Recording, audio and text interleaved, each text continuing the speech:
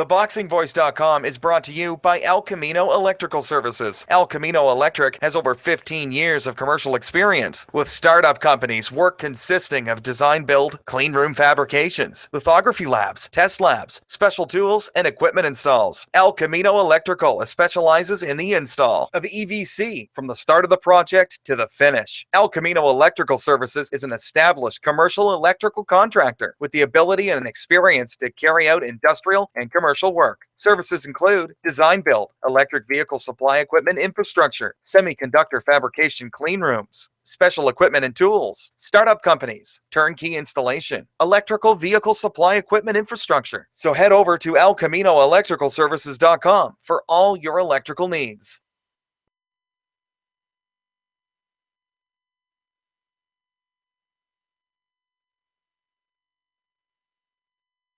Welcome to the... Have you ever wanted to hear the host discuss a subject that wasn't on the agenda? Or worse, have you been denied the chance to introduce a topic because of the time restrictions of the show? Do you have an idea for a show? Something that is not being covered or talked about in today's boxing media, but is important to you? Would you like the opportunity to control the Boxing Voice conversation and have TBV's entertaining panel discuss your topic with their brand of diverse opinions and entertaining banter? Now, the Boxing Voice is giving you, the listener, the power, total control. With our new on-demand service, you can contribute to the conversation in a way that isn't being offered anywhere else. Finally, you can get the exact show you want with all the same unpredictability you've come to expect from our live radio show podcast. Simply fill out the form below, decide from our many options, and give us your concept. That's not all. TBV On Demand is giving you full control by allowing you to choose the date and time. Plus, for the first time in radio history, we will be giving you the opportunity to become part of the show by deciding how involved you want to be.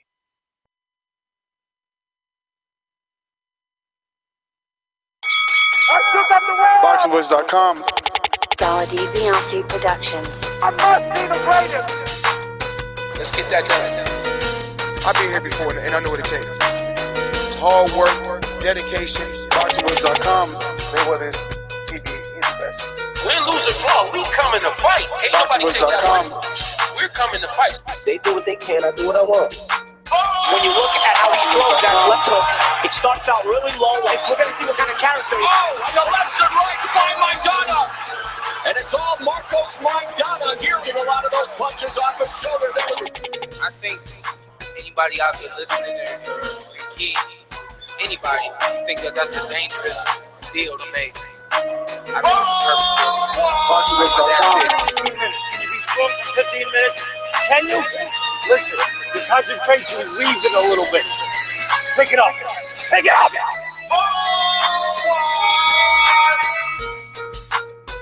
Some things about we got to deal with his body shots. I don't think you want to be that close to us. He's talking about letting the left hook go, then you don't take the left hook. Let's get that done. Look, the fire's coming. Are you ready for the fire? Look, we're firemen. We are firemen. The heat doesn't bother us. We live in the heat. We train in the heat. BoxingVoice.com. Let's get that done.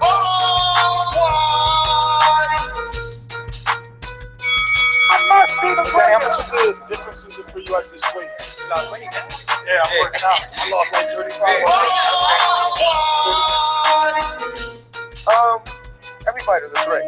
Puerto Rico. Miguel Ángel.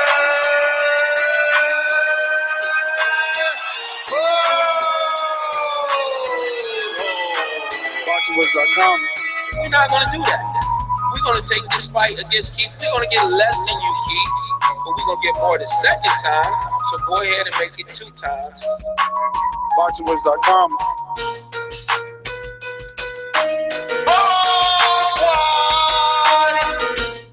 My job is to focus on boxing, going out there being the best that I can be. All right, you men listen to my instructions. Protect yourselves at all times. Obey my commands. I want you to touch gloves now, man. You're boxing at the bell. Place to go.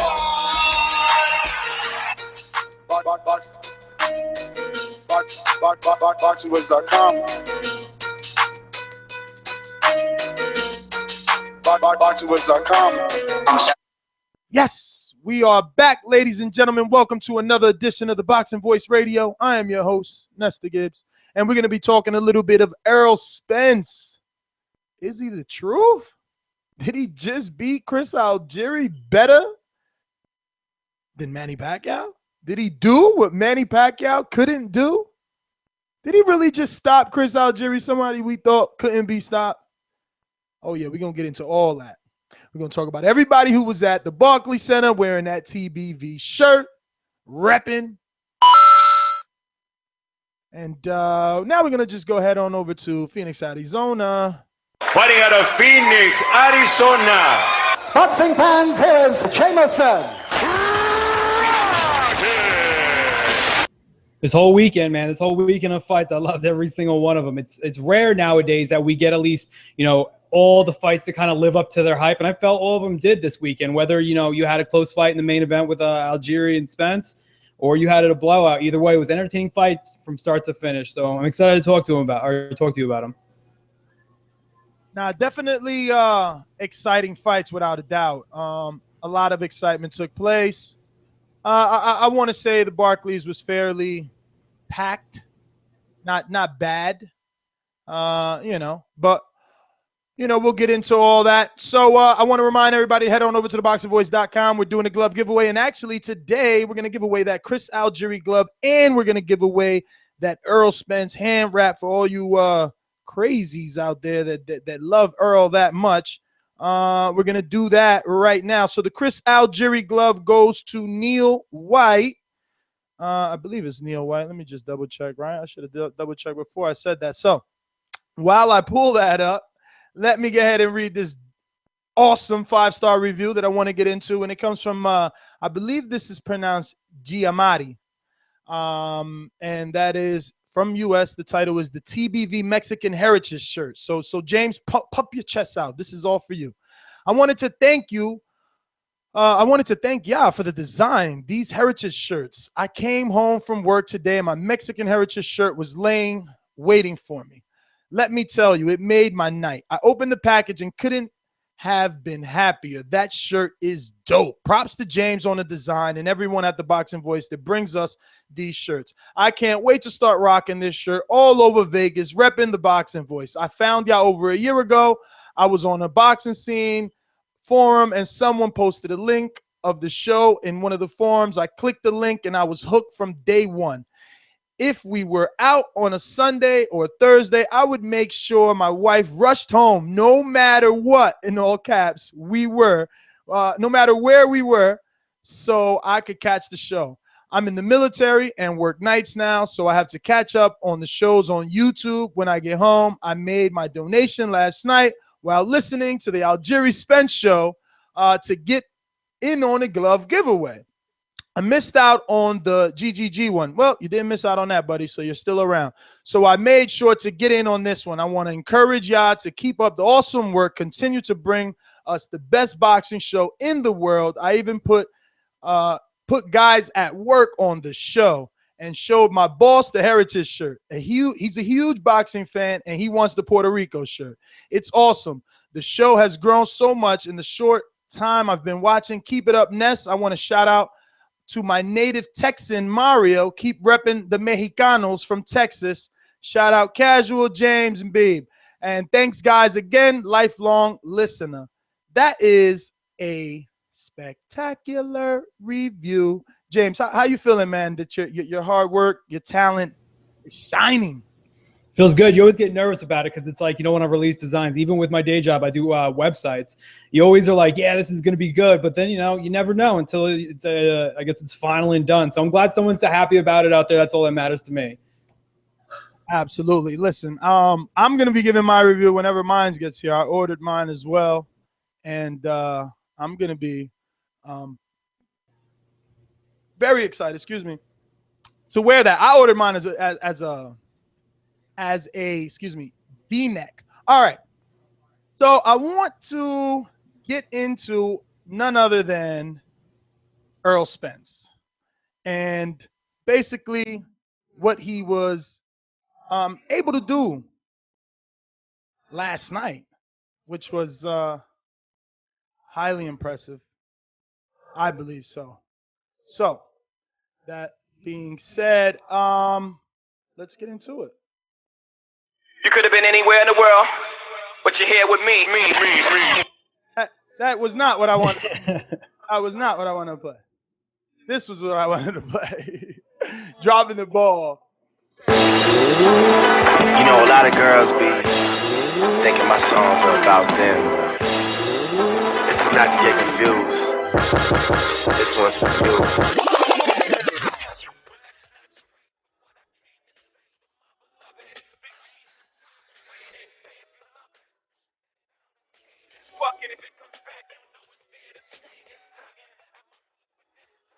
All is needed.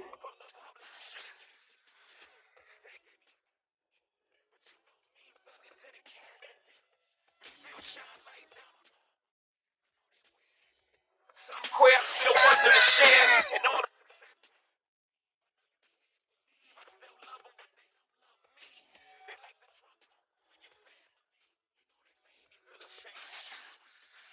when niggas make some directly of me. Respect it.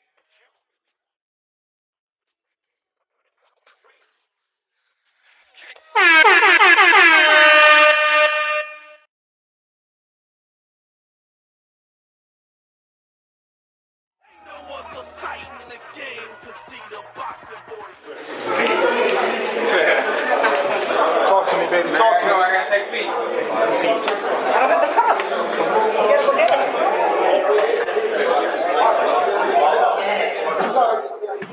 High job, that's what John Ray Jackson said. High job my ass. Listen, put that on. Tell him to get somebody else. We ready for somebody. You see that? There was no moment in the fight he was in the fight. Pacquiao my ass. No skills. And he tried to fight him. So they didn't prove you wrong, because you said Errol was better than Pacquiao, he hit harder than Pacquiao, he technically more sound than Pacquiao. So today proves that? He broke him down. Systematically broke him down. With each round he was hitting with those shots. At first it was like he was taking them. But the more and more, he kept taking the shots, broke him down. Nothing he could do. That left hand was crazy. Yeah. And listen, the dude never had one moment, 1 second, 1 inch. He was ever in the fight. Never ever. Coming to congratulate Earl. James, agree or disagree with the trainer of Errol Spence, Derek James? I'm going to disagree for right now in the simple fact that I think that, you know, as great as he looked last night, I mean, I was super screaming like everyone else. I was screaming at the TV. I couldn't believe my eyes, what I was looking at. We'll get more into that in a second. But, I mean, he was fundamentally sound. This is like what I said last Thursday, is that if you had a child, you want him to review Errol Spence tapes, because this is how you want your fighter to look. But with that said, I think that there's other fights in the most packed division in boxing, the deepest division. I don't want to see him rush it. I don't know if he's ready to be crowned the next Manny Pacquiao, or like the leader of the sport. But I do think he's absolutely on his way there. I thought it was a tremendous fight. He was the first to stop him. He wasn't the first to beat him, obviously, but it was the way he did it. So I'm gonna still hold back a little bit. I don't want to see him fight the Kell Brook. I want to see him. There's plenty of fighters in that division that are in the top 5 that we could get him in there and see exactly what we still have. Even if it's, I just don't want to rush him. I think that what we have is so special that if you get him in there too early with the wrong opponent, he could lose his kind of confidence that he has. Build him just a teeny bit longer, 1 or 2 fights, then he's going to be Manny Pacquiao level. Because what I saw, I was insanely impressed. I knew he was good, but that was insane what we saw last night, I think. Yeah, man, I did not expect what we saw. Obviously, I've been high on, Errol Spence for some time now, but watching him do it the way that he did, I mean, stalking the prey like that, were you impressed with that? The way that he was just chasing him down. Poor Algieri. Listen, Algieri is a lion. Mm-hmm. I hope people don't get off his bandwagon or, I don't know, talk bad about him. I mean, this kid kept trying. He would stand his ground. He would throw whatever it is that he could throw, right? But, I mean, Errol, it was that left hook, dude. That was violent. I didn't even question the stoppage because I know that, look, that didn't have to be stopped right there. Like, Algieri could have been given a count, but, I mean, the way that he went down, the force, it wasn't, sometimes guys get hit and they kind of just go down feathered like, like, laying down, You know, this guy went down from the force of the punch. He went in that direction. His body tilted like almost like a horseshoe. I'm like, wow, that was strong, huh? It's funny. I should play the one with John David Jackson, because then John David Jackson turns around, right? After I run into Derrick James, I go to John David Jackson. I'm like, yo, so Derrick James sent me to you to ask you, is Errol Spence still a hype job? And he's like, hell yeah, he's still a hype job. And I'm like, no way, yo, no way. Like, not John David Jackson. Like, he's not going to keep it real. But down the line in the interview, he admitted it, but it was crazy last night. Now, the Barclays was lit up, but it didn't feel like Wilder Spielka or any of the Danny fights or Judah. People were saying it was like 7,500 there. I don't know. I was trying to get you the official numbers. I didn't see any. But there was a point where I didn't think it felt like there was 7,500, but obviously, Casual Fan was there. Adam TBV was there. Shout out to 646 Chris was there. That's my new brother. Who else, man? It was so many people, and their opinions are totally different. They think that it was live in there, but I got to capture that moment of Errol entering the ring, and I love Derrick James, man. He gives me so much love. You see, he looks right at me. He's like, "It's go time, baby." Oh man, yo, it was electric for real. I don't know if it's for me because I'm covering these guys for so long, and Errol, we've had him on here when he was an Olympian all the way in London. So I don't know, but this moment was dope, and he capitalized on it. It sucked because I got some behind the scenes footage, and I was able to get in the locker room before the fight into both of their rooms, right? So I was with Algieri for like 15 minutes, and then I went into Earl's, but he was like, no cameras. He was like, you want to come in, but you ain't recording nothing. I'm like, man, what am I going to do if I ain't recording, So I went in, and obviously I said hello to him and Derek and a couple of others of father, and then I had to get out of there. I'm on a hustle mode, but yeah, man. Errol is something else. The funniest thing was the post-fight press conference. I don't know if you watched our video or not, or watched another video. If anybody hasn't, definitely check it out. Always head over to ThaBoxingvoice.com/videos or the YouTube channel. You can check it out there. And there's obviously links all over the internet, right? So the post-fight press conference was interesting to me, James, because of what Lou DiBella said. Did you watch it, or should I tell you? Tell me, because I didn't see it. All right. Basically, he called us all out. Anybody in the media, right? He's like, I dare any of you guys to say who can beat Errol Spence right now, or rather, who Errol Spence can't beat right now, right? So I know I didn't say nothing, but I think Kellbrook is the issue. Like, you know what I'm saying? I interviewed Errol Wednesday, Thursday, Friday, and I always brought up Kellbrook because, I didn't think Kellbrook was a problem, and then he became one. And if Errol is the heir apparent, and that's what people think, well, he has to get through Kellbrook. Kellbrook is his mandatory, and he's calling him out. I mean, Errol Spence is a breath of fresh air, man. He was at the press conference like, I want Kellbrook. Well, my next fight should be Kellbrook. And, he's not calling nobody out. He's not talking slick. He's so humble. He's just like, humble as hell. Like, yeah, no, my next fight should be Kellbrook. Well, if all goes right, my next fight should be Kellbrook. Then the winner, Keith Thurman and Sean Porter. Like, he wants the gauntlet, this kid. I love it. I'm in boxing heaven with this guy. Yeah, I know it's the same thing last night in the post-fight interview. I mean, I saw some people talking about how boring they still think that Errol Spence is. But, I mean, I was just as impressed in how well-spoken he is and how kind of humble he was going through the motions of like a typical interview, knowing that he had – I mean, this is the biggest moment of his life on NBC. And on top of that, you could tell he's a student of the game. The way he broke down his own fight at the end, talking about how we saw videos of him in the Pacquiao fight crouching down, and I knew that left hand to the head eventually would catch up to him and stuff like that. And to me, I was like, I don't like these fighters that say, oh, I never saw any videos and blah, blah, blah. First off, you watch videos on these dudes, but I love how he feels he's a student of the game. And to me, it shows a man that wants to improve. And if I was going to pick the way a champion is, as fun and entertaining as we get with the Floyd Mayweathers and the Adrian Broners, this is what I want representing all of boxing. We want this humble, confident champion. And out the gates, he's, where he's come from in the last few years, he's actually gone a lot better with these interviews, and I've seen the progression in it. So, that's how I want to be. And to me, like I said, I don't think he's ready for a Cal Brook. If it happened, I think it would be a tremendous fight, but I'm not ready to just rush him in there with someone.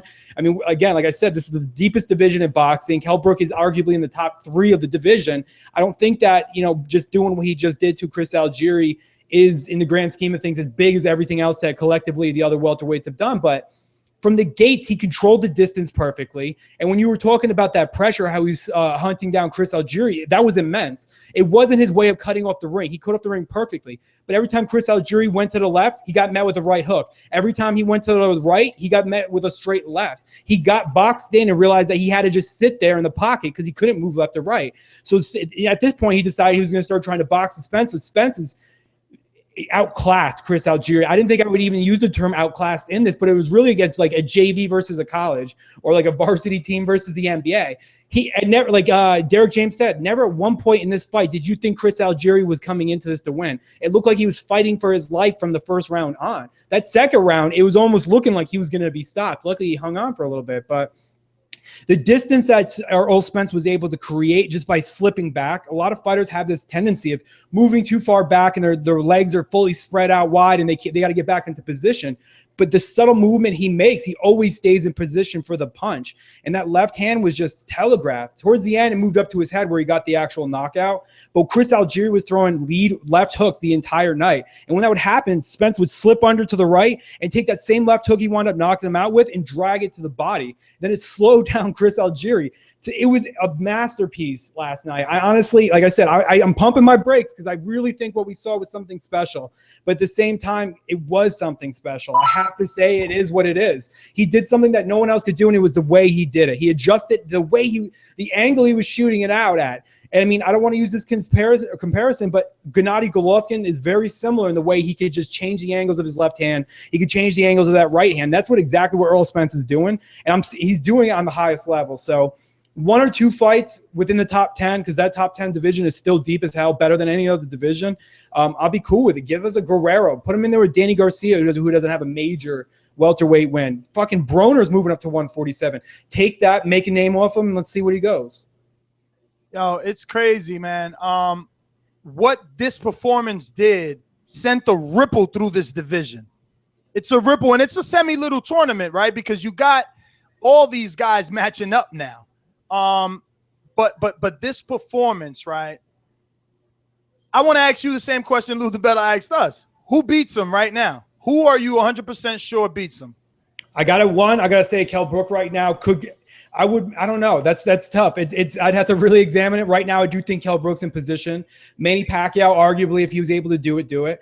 I think Keith Thurman and Sean Porter, either one of them might be able to do it right now, but I got to see how they look against each other before I decide. I mean, if one blows the other out, we're talking a different story. But as of right now, I still hold those 2 fighters in a higher regard because the Chris Algieri win is great, but he hasn't beaten before. I don't know what he was like coming into it. I need to see 1 or 2 more fights before I'm ready to say he's top 5 in that division. But he looks the part. Top what is he? Top 10, top 8? Top 10. Top 10 for sure. Absolutely top 10. But top 5, I don't think so. But he's in there. I'd say 8 or 7 would be arguably where you put him because he has a better win than Jesse Vargas at that division. So you got to say he's above that. So, there's other fighters, that are in and out in there. So he's better than Andre Berto. I would put him before Andre Berto and Victor Ortiz right now. Well, you're right. I was almost going to defend Saddam Ali by saying that Algieri, having a few losses isn't necessarily better than the undefeated Saddam Ali that was on the rise up. But Algieri was a former undefeated. I mean, he was a champion, right? So, you got to give guys credit for that. But let's play a little game here. Let's play a game of whose welterweight win was better. Now, I don't know. Again, this win was so good that it has me questioning Danny's win over Guerrero. That didn't look this good. Who else's win didn't look as good? I mean, this kid made a statement. Keith used to say, Thurman, that is, used to say, well, he hasn't fought anybody. How do they say he hasn't fought anybody now? It's he's in there. Listen, the division is in trouble. Yep. But I'm still, because you know what are you gonna do? Porter is big. Porter used to be an amateur at 165 pounds. He used to spar. He spars with everybody, and he used to fight with everybody in the amateurs that are now middleweights or super middleweights, right? And I don't know. Was it game plan? You're the analyst, right? Was it game plan that ultimately outdid Porter, or was it physical strength that Kell Brook has over him? I think it's a mixture of the two. I mean, Sean Porter wasn't really necessarily breaking up the holds when he was being held, and that's where he needs to be, is on the inside. So I don't know necessarily it was the game plan, but Kell Brook is a big welterweight waiting to move up. We got a lot of all these smaller welterweights: Danny Garcia, Tim Bradley, Chris Algieri, Pacquiao, people moving up from lower divisions. Someone like Errol Spence is a welterweight waiting to move up. Kell Brook is a welterweight waiting to move up. Even Keith Thurman, for a welterweight, is still smaller in stature than these two guys. So, I mean, that's why the Kell Brook is intriguing to me, because now at this point, we know that there's going to be that strength and that kind of ability to keep him back. But I do think that's what was the ultimate downfall for Sean Porter in that fight, is being complacent, being held on the inside, and the size of Kell Brook. So that's what's going to give Errol Spence pressure. But I think he could eventually do it. He just needs a few more names and the different styles. I want to see him against that come forward nonstop brawler. Listen, in the interim, right? For whatever reason, Kell Brook, they don't get to negotiating. Errol Spence wants to stay active. Obviously, Porter, Thurman are busy. Khan is busy. Garcia is available. Bradley, I don't know. Maybe he can be available. Vargas is available, and he wants fights. He's calling everybody out any side of the street. He doesn't care about politics. Lamont Peterson is a welterweight available. Sammy Vasquez, which now, remember when we used to debate about these two?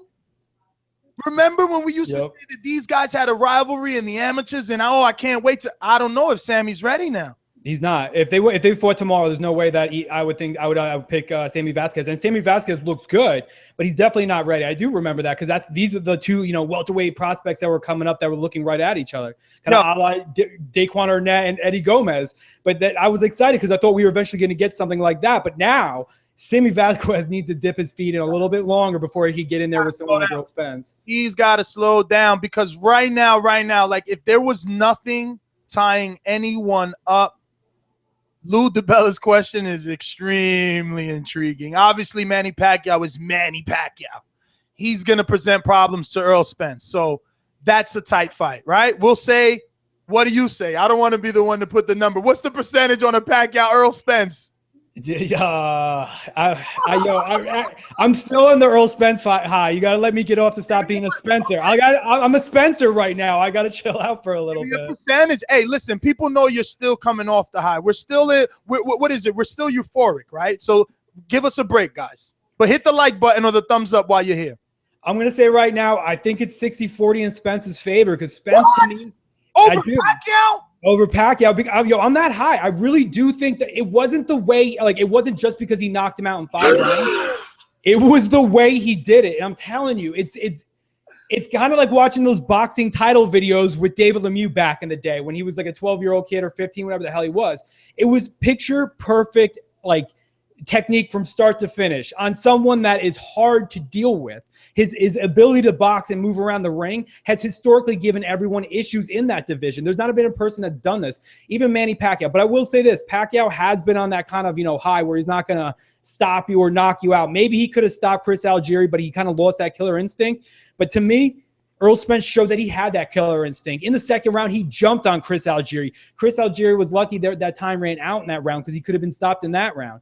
When he saw Algieri was hurt, he jumped on him with a confidence and just an ability to stay calm that I haven't seen in such a long time. I can't be higher on this dude, I'm telling you. Before we keep playing who could Errol beat or not beat, I just want to say that when speaking to John David Jackson, the trainer of Chris Algieri, I said, John, you've been doing this shit for too long. Chris, coming off all these fights, why? Why Spence? He's like, dude, I told him no. But this was the only fight Al Heyman was giving him that amount of money. So in the grand scheme of things, it looks like it's good. You get these guys to fight, right? You put the carrot out there and they take the fight, and this was a good fight. It was a really good fight. So now we're going to head on back over here to one of our hosts, and we're going to get his take because he was in the stands with the atmosphere. Go ahead, Enrique. Go ahead, jump in. What's up, man? Yeah, man. Yeah, I just want to say I saw the fight too. Stay focused, stay working my jab, and using my fundamentals. Has you playing right boxing voice? Because if he comes to fight, then I'm gonna have to look for him. Has you playing right boxing voice? Yes. Have you dug the spill of PBC on NBC? Errol Spence hit Algieri with the trill. I was in row 24. Honey Gold Punch, too sweet to eat. My name Casual. Coffee and cream. Barclays tickets, too sweet. Walnut Nest made TBV. Browne almost lost his crown. Pride of the town. Let's get it going. What's up, TBV? I had a great time. Errol Spence, the definition of chopping down a fighter. And, yeah, you saw those body shots. Then you saw that headshot. And the man fell. And I don't know who's ready for Errol Spence. It's not who's next. It's who's ready. Who is ready? And the only name that comes up that's the most toughest opposition, I believe, would be Kell Brooks. But would the definition be KO? Yeah, I enjoy that fight, man. I think that the man is the truth. I believe in him. I didn't think that it would be that easy for him to beat up Algieri or KO Algieri. I thought it would go the distance. If there's a matchup between if there's a matchup between Pac-Man and the truth, I don't know, man. That's a tough fight, man. I love him. Thank you. Pick it. Yo, pick that fight right now. Come on, I had to do a gun to my head. You say Spence? I think Spence is he made 5 rounds look like 3. It was full of excitement. From where I was sitting, I just thought, I was like, what? The 5th round, it felt like 3 rounds have passed, and it was all his work. Algieri had no answers. So Derek James, the cameras weren't rolling when Ness did an interview with him last week on Wednesday. He brought up a whole new perspective to me about Manny Pacquiao and Errol Spence, and at first I was like, oh, that sounds too good to be true, but it was the truth, man, and I will pick Spence versus Pac-Man anytime. So outside of Kell Brook, though, what about Sean Porter, Keith Thurman? Let's run down the list. This is the deepest division in boxing, so you gotta. Where are you putting him right now? Are you ranking him in the top 5, or are you gonna hold your brakes like I am? I mean, who are those 5? Is what? Who? I'd say Manny Pacquiao, Kell Brook, not Garcia yet. Okay. I would say Manny Pacquiao, Kell Brook, Sean Porter, Keith Thurman, Amir Khan. Damn, I definitely Amir Khan out the question. Damn, Keith Thurman, we got to see what he looks like against Sean Porter and vice versa. Exactly. Sean Porter and damn, Spence just looks so solid, so planted, so powerful. Like he really chopped it down. I don't see. Now, what was the atmosphere like up there? You were bumping into TBV fan listeners. Obviously, we met Ronald. Who else you bumped into out there? Chris from New York. Chris. I can't wait till Chris get on. Chris. Oh man, Chris, man. Chris had his opinion on the Marcus Browne fight, which was a good a good fight for Hot Rod. And that was a good fight. That was an excellent, exciting fight. This is the first time that I sat down in a live fight and was entertained from Chris Brown. From Marcus Browne to Errol Spence. Man, this was a great Cunningham. That was a tough fight. It was very entertaining. Yeah, the atmosphere was amazing. The Polish people definitely showed up, and that is the place for Polish. So whenever there's a Polish fighter against a top 5, that'll be a turned out event. So I would recommend you to go. Yeah, man. But other than that, man, Errol Spence chopped it off. Chopped it. Panda. Yo, so Marcus Browne, that fight was dope. And Casual, I want to ask you, since you kind of were all up and down fight week, did it feel like you were a little closer to that, like you were invested into that particular fight because you got to know Hot Rod and sit down with Marcus Browne? Right. When we first showed up, Marcus Browne was the most confident guy in the press conference. Hot Rod was nervous, but he was laid up in the cut, sunglasses on. When we interviewed him, he was really nervous. He was stuttering. I was thinking, like, this guy don't have it in him. Like, where's the courage? But like, I thought he lacked courage. I thought he just knew he was gonna lose. But no, he showed us a fight, and I don't know, man. The press conference, you came back with some information saying that he didn't fight, but from where I was seated, it looked like he lost the first round. Maybe the second round was tight, but from there on, third, fourth, five, six, it looked like he was in control, man. There was just a lot of pushing, a lot of holding, and he just kept punching, and yeah, it was his fight, man. Again, the Polish people did have a little bit influence on it, but it looked like he owned the whole entire fight from round 3 up. Atmosphere was great. Can't wait. Mario, when you come to New York, they're going to love you. They were asking about you, bro. It's me, Mario. What's going on? Yeah, man, it sucks that I was late because I had so much to talk about in terms of in order with the card. I don't know exactly where y'all are at. Go into it, baby. Go into it. Well, you know, I do want to talk about the Hot Rod. Man, you know, it sucks that for all the people out there that, you know, will always criticize one of the panelists, and especially Ness when it comes to like certain aspects of a fighter. Man, didn't Ness tell us on air on Thursday about this guy? And I think Enrique had said something too on Twitter. There was a few people that were covering the events and had talked about Hot Rod. We all mentioned that we didn't really know much about him, but man, that was just such a big coming out party, I guess, a big debut in front of a bunch of casuals and hardcores. It just was probably one of the best performances you could have without a win. That said, you know, Marcus Browne, he just allowed himself to be dictated. He completely took the tempo in the first part of the fight, and he just essentially gave it up. I mean, they found the clink in the armor, and Hot Rod just went after it. So it was a great performance. That said, I really didn't think that it was a fight that could have been. It was a fight that could have been scored either way. I really believe that. A lot of people were saying that Hot Rod should have won, but you know, I definitely want to see it again. Definitely would love to see the rematch. I know I saw a video from the Boxing Voice last night that he had talked about being gassed out. You know, I'm not sure. You know, there's no way of knowing whether that's true or not. You can't like be inside somebody's body, but the way that he was fighting and the tempo that he changed up, it certainly makes sense. You know, if you're going 0 to 100, it's going to take a toll out of anyone. And then, so as far as Errol Spence and Chris Algieri, I'll just make it brief. I'm sure that, you know, y'all all hit it on the nail. This kid is the goods. He is the goods. He looked so phenomenal last night. But I will say something that maybe y'all didn't touch on as much.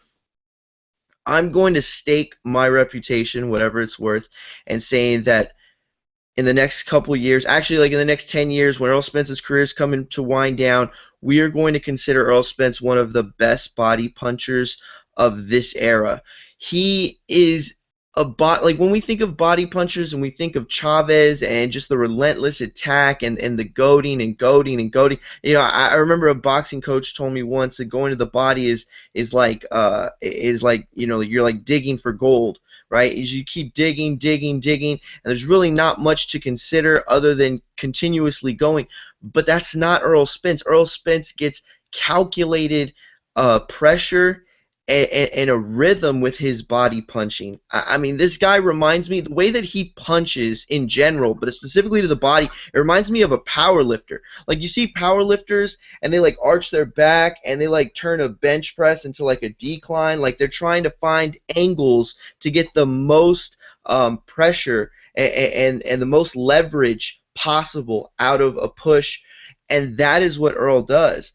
Errol, you know, he tweaks his body in a certain way, or like he positions himself when he's going to the body just to get that extra bit of leverage, and it really counts. I truly believe that the fight, maybe it wasn't over in the sense that Chris Algieri has heart, but the fight was over in the sense that Chris Algieri knew that Errol came to, meant business in the first round when he got hit with that first body punch. I honestly believe that Chris never recovered after that one punch. I think the fight had, just took a dramatic decline after that.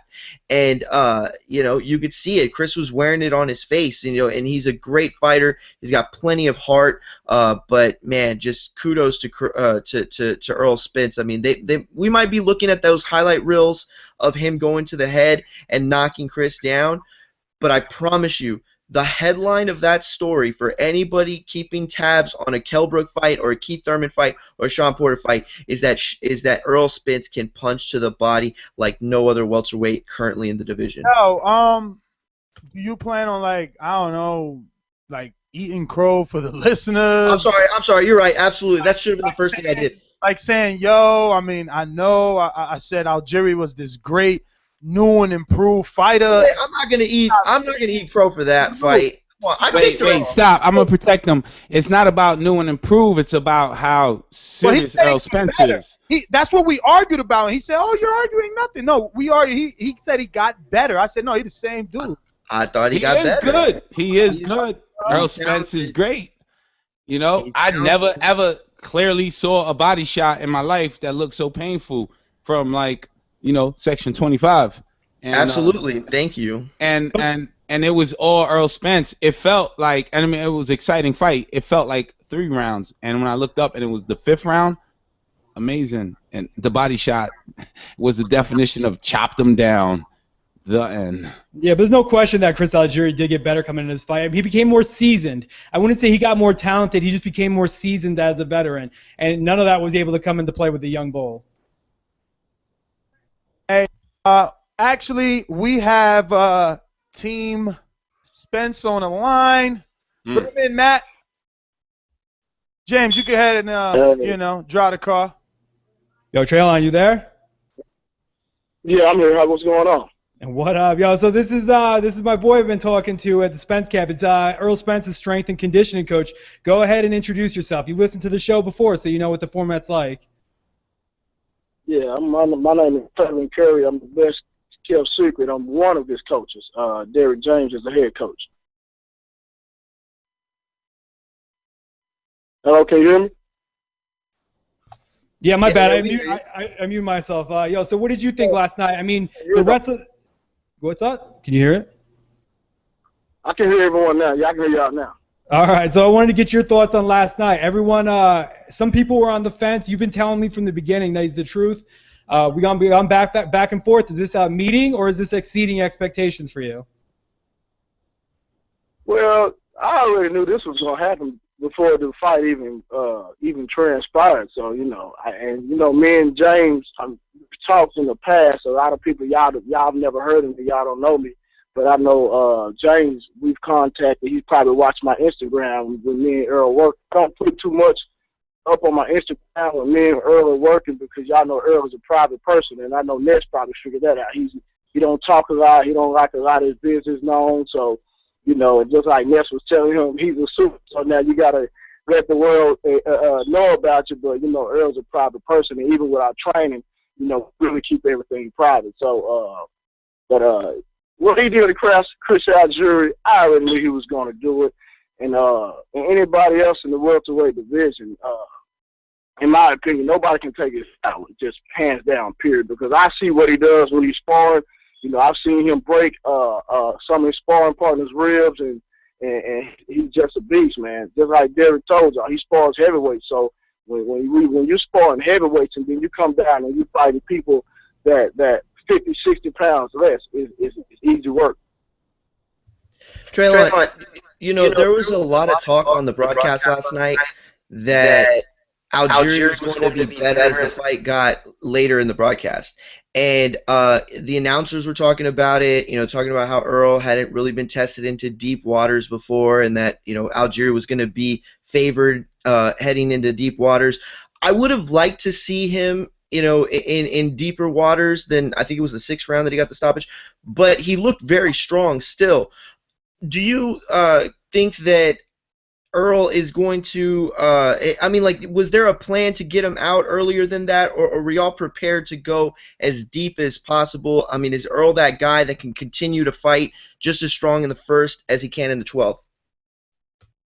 All right, let me say this. As far as the plan, you know, that's totally up to Derek. Derek does all of that as far as how long, you know, what the duration of the fight is going to go. But I know Errol's heart and I know Errol's mentality. Errol is he's a lion. So when he sees prey, he knows you get it. But let me say this: as far as him being durable and lasting, you have to understand that boxing is a dangerous sport. So, you know, Errol is not trying to take any unnecessary punishment, any unnecessary damage. So he's going to do what he has to do because he's the one in the ring doing the fighting. But even though he still follows the plan of the coach.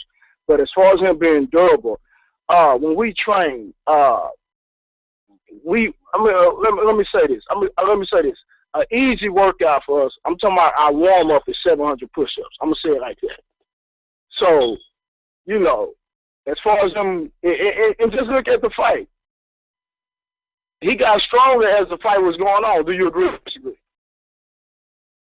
Absolutely, 100%. Especially the body punching, I thought. Exactly. So we train that way. We train. I guarantee you.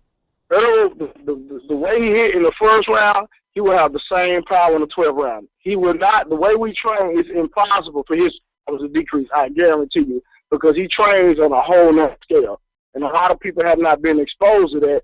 And 9 times out of 10, we will not expose what we do. But I promise you, and I trust you, he will never. His power will never diminish, even if he fought 12 rounds. But at the end of the day, it's like this. The reason you seen him, like I've been working with him since 2014. Let me be specific about that. So,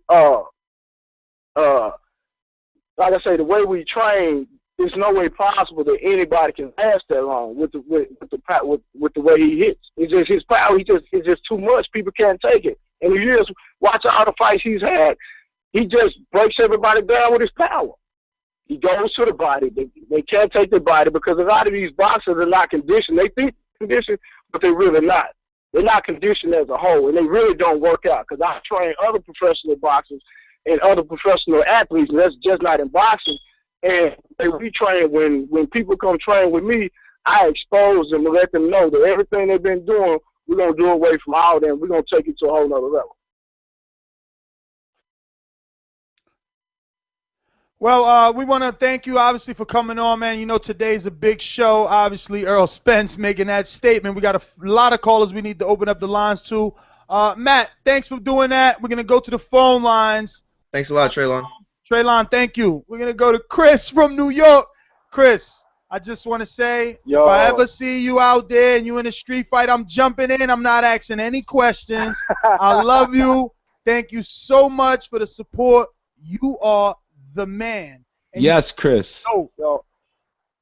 Chris, casual fan right here. I just want to say, what's up, man? I spotted you.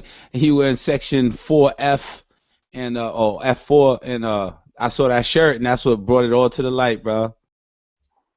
Yeah, man. Thanks, man. Yo, I love y'all too, man. The show, man, was excellent. Ever since I first started listening in, I knew I was hooked, man. And just wait for Atlantic City, man. I'm gonna have a shirt on. I'm gonna get another shirt. I'm gonna get a different one. And I'm going to get a different hat. And my girl's going to be rocking a shirt, too. So we were repping TBV heavy. And that's how the Polish flag was. And they had all their Polish shirts on. One day, TBV is going to be like that, man. It's crazy. Yeah. Chris, we ran into each other again, and you asked me, what do I think about the Marcus Browne fight? So what's your thoughts on that? Like, bring that to light. I think the first knockdown. Knockdown to me. Hold on, he was about to say something I want to hear about some woman. So say it then. Yeah, the first knockdown. I mean. Man, see you made him lose his train of thought. Knockdown to me. I had Marcus Browne winning like the first 3 rounds, and after that it was like all Hot Rod. And I thought going up into the fight, he might. It was. Either it would have been a draw or Marcus might have lost that fight. But, you know, it was so close, and I knew going in, I was talking to the guy who sat next to me, I was like, we're pressed for time right now. They're going to probably shorten. It's not going to be 10 rounds. and it's going to be a close decision. You know, I think the fight could have went either way, but at the time when I was there, I thought Marcus Browne won. Marcus Browne lost. But when I got home and watched it at my house, I thought it was a draw. Yeah, I haven't rewatched it. I'm gonna rewatch it tonight. Yeah, it was an excellent fight though, man. I mean, the whole event was amazing. People thought I actually was working for the Boxing Voice. I'm like, nah, I'm just a regular dude, man. Yo, you said something about a lady. Tell me what the lady said. Yeah, she said that she used to write for the Boxing Voice. Oh, probably Jackie, because she did text me like, yo, I'm seeing mad people with TBV shirts. Yeah, I was like, nah, I'm just a huge fan of the show, man. They all cool people. Yeah, man. That's awesome, bro. Yeah, it was an excellent fight, man. That whole card was stacked from top to bottom. And I felt bad for Cunningham, man. That guy has, like, the heart of a lion, man. He was not going to be denied. But Glowacki, man, that last knockdown, I don't know how Steve Cunningham got up. Because he fell flat on his face. And I was like, damn. And he got up, man. I had nothing but respect for that man. And you were real close, man. I was from the back, and I was like, damn, man, this is tough for Cunningham. But he kept it. He steadied there the whole fight. I really enjoyed that fight. That was the fight that started the momentum for the card for me. Yeah, man. It was ridiculous. The whole card. And the atmosphere around you, let the listeners know. How was that? Well, it was like I was actually sitting next to one of the reporters, and I was right by the media section, and they were saying, like, you know, they actually asked me, like, how come there wasn't a lot of, like, you know, people out there supporting Cunningham like that. I'm like, I don't know. That was all Glowacki. Yeah, man. Glowacki is big, though. He's got a big following, man. Those Polish guys, they come out and they support. Most definitely. It was the same thing for the Wilder versus Spielka fight. It was deep in there, too. Yeah, it's that neighborhood, man. It's Brooklyn. It was amazing. It was an amazing environment, man. I was happy to represent the TBV. I'm like, this is the best podcast out there. You know, and more people, I was telling people, yo, you got to call into the show, get your shirts. You know, it's live, man. This is where it is. Any boxing, I listen to all the boxing podcasts, and I think this is definitely hands down the best one. Thank you. Thank you, brother. Thank you, man. Chris, man, we appreciate it. You already know. You are pound for pound. You will no longer wait in line. You hear me? No longer. As long as wait, let me be clear. As long as Matt, the producer's around, to let me know you in the queue, all right? Hey, ourselves. One more thing, Chris. I always thought, I do not know why, but I thought you was like Puerto Rican or something when you called in. The whole entire time, you're like, I'm Chris from New York. I'm like, okay, dope. But respect to you, man. Hey, Chris, man, thanks for calling in, bro. All right, peace. Y'all have a good night, man, and much love. You too, man. Thank you again for everything. Chris from New York, bro. Dude's no joke. I mean, talk to me, brother. What's good, fellas? What up, what up? It's good. Yo, that, I don't got no crow to eat. That's a good thing. But that Cunningham-Glowacki fight, it was pretty interesting, believe it or not. I thought it was good. I thought Cunningham, when Ness was talking, you know, when he said his coordination, you know, his hand-eye looked a little bit off. I thought Cunningham showed a lot of stuff, man, like, you know, in terms of just perseverance, like not boxing style. I thought Glowacki looked kind of winded towards the end, and, you know, for what it was, I thought it was a very interesting fight. I agree. I mean, I thought Cunningham was going to land a knockout punch. I thought because several times he hurt him, and I thought it would then finish him, but it didn't work out that way, man. It was that win, and Cunningham was hurt, I think, the whole fight. Yeah, I mean, it was definitely a good opening bout. The second joint, not even the second joint. Obviously, Algieri, Marcus Browne. Listen, Marcus Browne lost that fight. I don't got nothing against the kid, but he lost that fight. Hot Rod wasn't exactly the most disciplined boxer to really show the difference in what he was doing. And I think Marcus Browne, he showed his technique a little bit more, but Hot Rod landed the harder punches. So it was one of them fights you watch, and if you like the harder hits and the guy that's just kind of putting the pressure and going balls to the wall, and you like Hot Rod, but if you just kind of looking and I guess if you want to give it to, there's no way to give Marcus Browne a fight. There's really no way. I'm not even about to go there. But Spence did what he thought we was going to do. I know a lot of people didn't think he would do it by stoppage, but I mean, he's looking like a man amongst boys, man, and everybody at 147 can get it. I'm not putting him out there to win every fight, but the thing is, what's to say? In other words, if he didn't do that much, then fight him and show him that he isn't all of that. But if you're scared of him, then go ahead and duck him. But we can't play defense with Errol Spence Jr. no more. I think that last night's fight was Errol Spence, not superstardom, but he's arrived. He's arrived at 147. The carpet's rolled out, and he's George Jefferson stepping all the way up to somebody's title shot. And Pedraza looked good too. That was a good fight. I didn't hear nobody talk about Pedraza and Smith. That was a good fight, man. Yeah, I didn't get to watch that one, brother. I was working. I live in one state, had to drive to another, upload video. Yeah. Tough. Spend time with the casual at the bar. Sniper though, man. What happened? No, I said I see why they call him the sniper, because his head movement and his jab, the way he just kind of stay moving and he keep that jab out there. Smith is pretty good, but he didn't have no answer for Pedraza. Pedraza definitely that was the fight that when I asked y'all about it, y'all told me to watch it, so that's why I made sure I watched that one pretty good, man. Yeah, man. I mean, well, thank you for calling in, obviously. We appreciate it. We're going to get to some other callers, jam-packed show. Mike, talk to me, Mike.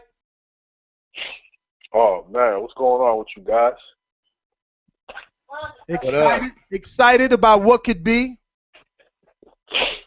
Man, that boy was on Chris Algieri like a pit bull, man.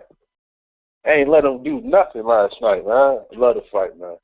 I thought Marcus Browne lost that fight. Man, I don't even see how he got that decision. Then I watched the post press, and man, I feel bad for Hot Rod, man. I hope he gets that rematch. Cunningham, man, what a warrior, man. But Milwaukee, man, that boy can fight, man. That boy can fight. And that's my call, fellas. Have a good one. All right, brother. Thanks for calling in. Chicago, talk to me. 773. Hello, this is Santana. Santana, what up? Another phone, huh? What up? Santana, what up?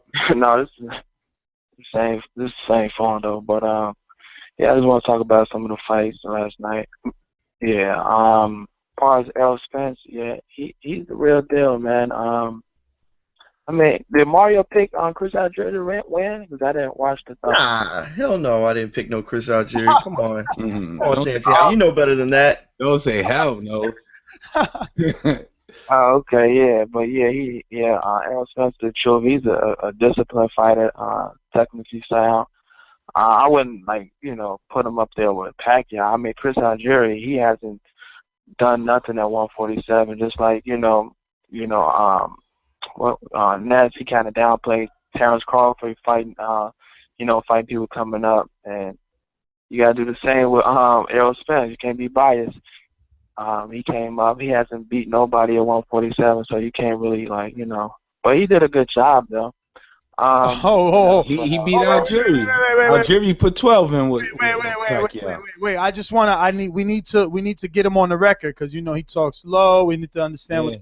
He sound like Errol Spence would talk. What are you saying, that Chris Algieri isn't a welterweight? I mean, no. What I'm saying is you downplay Terrence Crawford winning against Hank Lundy. All right, but Santana, you do understand that I downplay Terrence Crawford because he was fighting 135 pounders, moving them up, man. He was moving them up. But Algieri's been at 47 for some time now. I mean, Algieri, he fought Pacquiao at 44, then he fought Khan at 47, then he fought Bonet at 47, then he fought this kid at 47. Like, I mean, come on, give him credit, man. Don't do that. Hank Lundy, no. I'm saying Hank Lundy fought a couple of times at 140 before fighting Terrence Crawford. So what's the difference? That's all I'm saying. Sporadically, not consistently the way that the way that Algieri has been. Algieri moved up. Crawford, what's his name? Lundy would move up for an opportunity, and I said that show. Come on, it's not the same thing. You know that. Yeah, but like I say, I'm not really. I'm hyped on Spence, but as far as him winning against Chris Algieri, I never thought highly of Chris Algieri anyway. But what else? Against, like, I would like to see him against Kell Brook. I think that'd be a good fight because I think they're the biggest guys at 147. Like, you know what I'm saying? So I think that'd be a good fight. Hey, Santana, before I let you go, I want to ask the same question Lou DiBella posed. Who do you pick to beat? Not 50-50, not I think. Who beats Errol Spence? 147. Okay. 147 outside of Pacquiao and Mayweather. No, anybody. No. Mayweather's not active. Mayweather said he retired until he come back. He retired. Pacquiao's included. You could say Pacquiao. Like if you want to say Pacquiao could beat him, then say Pacquiao could beat him. No, I don't think Pacquiao beats. I think the style. I don't think Pacquiao beats him. But I got to see the fight between Porter and Thurman. I got to see how that fight play out for me to say. Now, if Porter like dominates Thurman or Thurman dominates Porter, then I would have to say, and one of them can beat him because they actually beat somebody. He just beat Chris Algieri, so I can't really say he beat nobody elite. All right, let me move on, brother. I'm going to move on to some other callers. I want to ask everybody the same question. Remember, Lou DiBella saying who beats this 147-pounder right now. Mario, you weren't on for that. So really quick, before I get to a caller, who beats? Who beats him for sure? Not remember, come on, don't make me repeat it. Not 50-50, not I think, maybe, no. Not Floyd. Yeah, and not Floyd. So it's Pacquiao beats him, Khan beats him, whoever. No one Pacquiao beats him. Pacquiao beats him. Why? I think he's more experienced, more ready to go. He could, at the end of the day, if that fight breaks down, Pacquiao would know what to do more than Errol Spence would. It's just experience at that point. Damn, dude. Power. Does Errol Spence have power? I'm thinking like I'm going with Tim Bradley, and I mean that's the only one that's coming to mind. I still wouldn't even want to say it. I wouldn't want to say it. Honestly, I think Pacquiao's the only one for sure. I think Earl's a live dog with every welterweight out there not named Pacquiao. All right, let's get to the Skype machine. Matthew, you're up. Hi, you right, Ness? What's going on? First time caller, big fan of the podcast. Nice, UK caller. Ladies and gentlemen, making his professional debut, Matt Garrett. Welcome aboard. Yeah, just wanna ask why you're all cunts. We lost them. Scorsese, talk to us. Yo, you hear what he asked you, right? he asked you if you a cunt. Yeah, he said, "Why y'all all cunts?" Really, dude. And then he hung up. So that was a cunt move right there. You only know you made it when you get prank callers. You gotta get prank callers. If you ain't getting prank callers, you ain't made it. That sound like Gus. Yeah, that was crazy though. Yeah, but I called it, man. To all you, I think a lot of y'all saying Chris was what they say he getting disrespected by Vegas. I thought he getting stopped by Errol Spence. That's what happened. And so much respect to Chris Algieri. Then had to take the fight. Took a lot of tough fights. I go ahead and get that question you're asking everybody out the way. Who beat him easy? Not one single person. We said who says it definitely beat him. You said who definitely beat him? Yeah, who definitely beats him? No one. Okay, Mario, you should feel sorry for yourself for even thinking about Tim Bradley, man. I'm sorry, man. You see that flip he done the other night? This ain't Jim. This. No. I mean, I pulled it back, homie. I pulled it back. This ain't gymnastics, and he in there doing flips, man. He really, well, like Casual just said, he was tumbling, man. Yeah, but he was in there with Pacquiao too. Don't forget that. That was Chris Algieri in the ring. Yeah. Yo, didn't Chris Algieri do a flip too versus Pacquiao though? He did a flip too with Pacquiao. Yep. He rolled up. He almost did one the other day, but the ropes caught him last night. When that left hand landed from that distance, when he came up and that left hand hit him with the straight, he almost did one there too. That's a real welterweight. You don't play with them, man. We have been blessed with an era of makeshift welterweights. Pacquiao, Mayweather, some of the Ortizes come up and they look like real welterweight. Now this dude been a welterweight since he was 18. 18 years old, so he not playing with these I don't mean to disrespect the fighter, but these little dudes, I don't even think Pacquiao, what he gonna do when he get in the corner? He start taking them body shots like he was with Margarito, but you also find out this dude can box too. Come on, man. Ain't nobody finna easily beat him. Nobody. I don't know, but somebody on Skype, man, they won't quit making noise in this. Well, Scorsese, that kid, is he living up to the name or what? Is he the truth? He damn sure ain't a lie, Let me get to some other callers, man.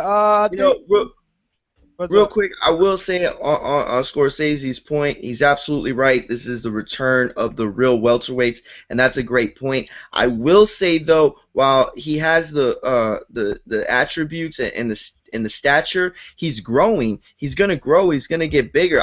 He's not there yet in terms of fully developed in terms of the physical sense, because we saw Algieri able to at least keep up and at some points get the better of Errol when they were up close, and so that proved that Algieri was at least physically strong or as physically strong as Errol, and so that's something to watch out for. I think he gets stronger as the years go on.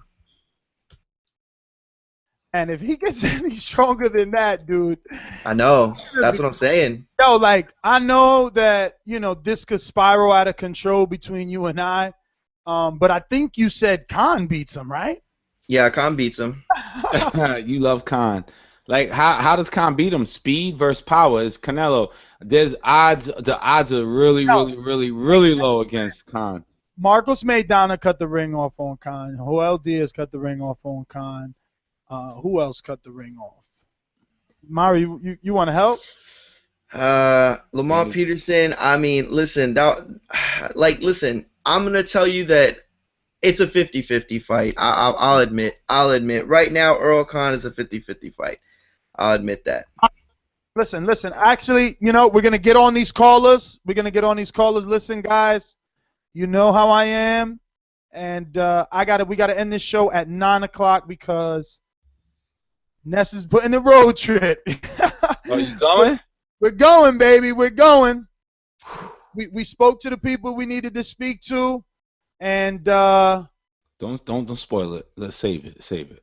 But what? You don't think it's exciting to tell them that type of road trip? It's exciting. It's exciting. And then maybe do some like live periscopes on that trip. Listen, man, we putting in work. We go look. They're saying Deontay Wilder. Not they're saying. We know Deontay Wilder's headed for Russia. So we're gonna jump in the car, man. You also know Thurman and Porter's fighting in the Barclays. And also Thurman Porter's fighting in the Barclays. And me and Ken Porter spoke. And it was supposed to be today, but he just freaking texted me. I'm gonna show y'all. He just texted me a picture of him at the freaking Cavs. Oh, whoa. I'm really gonna show y'all now. But yeah, he just texted me a picture of the cat like next time, right? So all right, next time it'll be. But starting on Sundays, we'll have damn, I can't get this. Hold on, let me do this another way. Starting Sundays, we'll have Porter come on for about 10-15 minutes, and just give us a little insight. A little update, really, because this is a huge fight.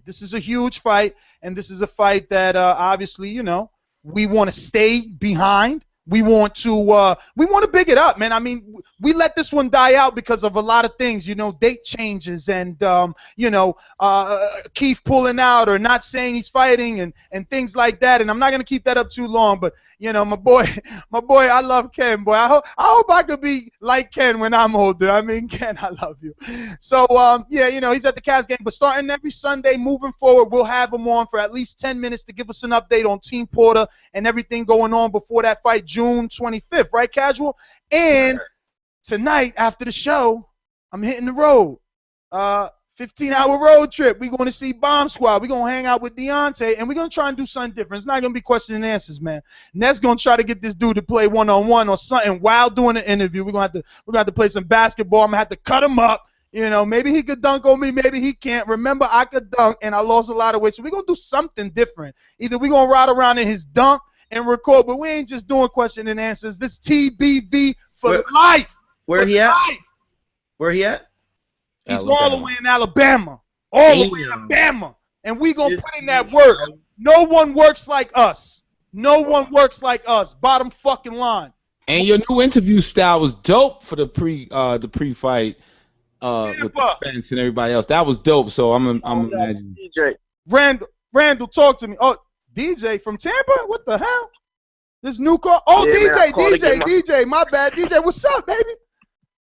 What up, man? I called to eat my crow, man. And I want to say I like that new that new logo you did with the crow and the Errol, the Chris Algieri eye, man. That was nice work. But let me give you this crow for you and Mario. You and Mario. Mario tried to walk off. He gets some crow for that. That's for Mario and a little bit for DJ. And hold on, I got you, DJ. A little gunshot. Wait. For Mario, for telling you to pick Gary fucking Russell and ruining your throwdown fantasy pick. Tell him, get in there. Damn, don't. You told me it was gonna be a tough fight for Gary, man. Man, listen, I'm sorry. Yo, hey, it hurt me too, though. Yo, it hurt me too. That makes me feel better about myself because you know who had Gary Russell? You had Gary Russell? Chris Algieri let me down, though, bad, bro. I had Chris Algieri thinking that he might get me like 20 points. But he got me 3 fucking points. 3 points Algieri got looked like a punch. Yo, my bad, man. Yo, it hurt me too, so we're both hurting. I know next month's gonna be crazy, but yo, next when you go to Alabama, they got the best barbecue, man. So make sure you get some. Yo, anybody that want to meet up on that ride, I don't care where you at. You send me a message. We meeting up in a rest stop, a gas station, whatever. TB, we going all the way out there. Let me know. Just like when I met LaMarcus. Actually, shout out to LaMarcus. Matt, remind me, it was something LaMarcus did. We needed to shout him out. But I met up with LaMarcus one day. We had ribs. I want to meet up with everybody, man. Yeah, and I'm going for Thurman over Errol Spence. All right, boys. See you next week. He said who? Thurman over Spence? Thurman over Spence. That's that Florida love. But look, we forgetting about Thurman, though. That's the problem. You know, all of us, I'm victim, especially me. I'm like, whose fault is that, though? Whose fault is that? It is the fighters. Took out for so long. Yeah, but sometimes it's not the fighters. It's hard for them to get these fights. But what have you done for me lately? Host Swave in the Law Oregon, talk to me. Yo, what up? What up, Ness? I think I heard James, TBE over there. What up, Casual? What up? Yo, hey, so, this weekend was packed with, fights. Poor Algieri, man, he's getting a bunch of tough fights, and he's one of those guys that, I felt bad. He went the wrong way in his career. He went for the money and fought Pacquiao way too soon. I think he should have defended that WBO title, got a few good wins under that, and just defend for a good while. But, he took the money route, and, he took, tough fights after that. But, Algieri will bounce back. I hope, he kind of gets a few tune-up fights and sees where he's at welterweight, And Spence, he looked great. Not taking anything from that kid. That kid is going to be, one of a big superstar. We'll see, we'll see what happens, He's very talented, that dude, man. That dude could punch. And, Showtime was pretty cool. Gary Russell Jr. getting the knockout. That was pretty cool over there.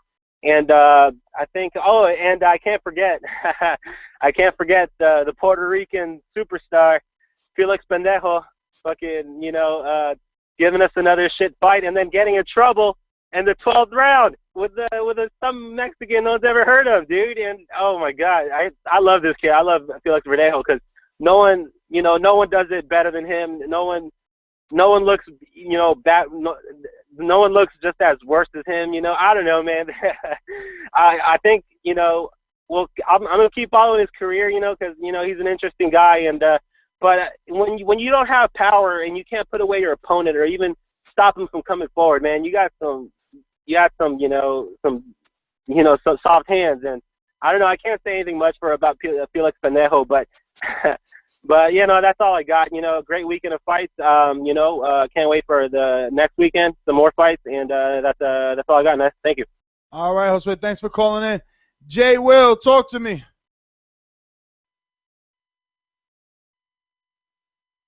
Jay Will, you there?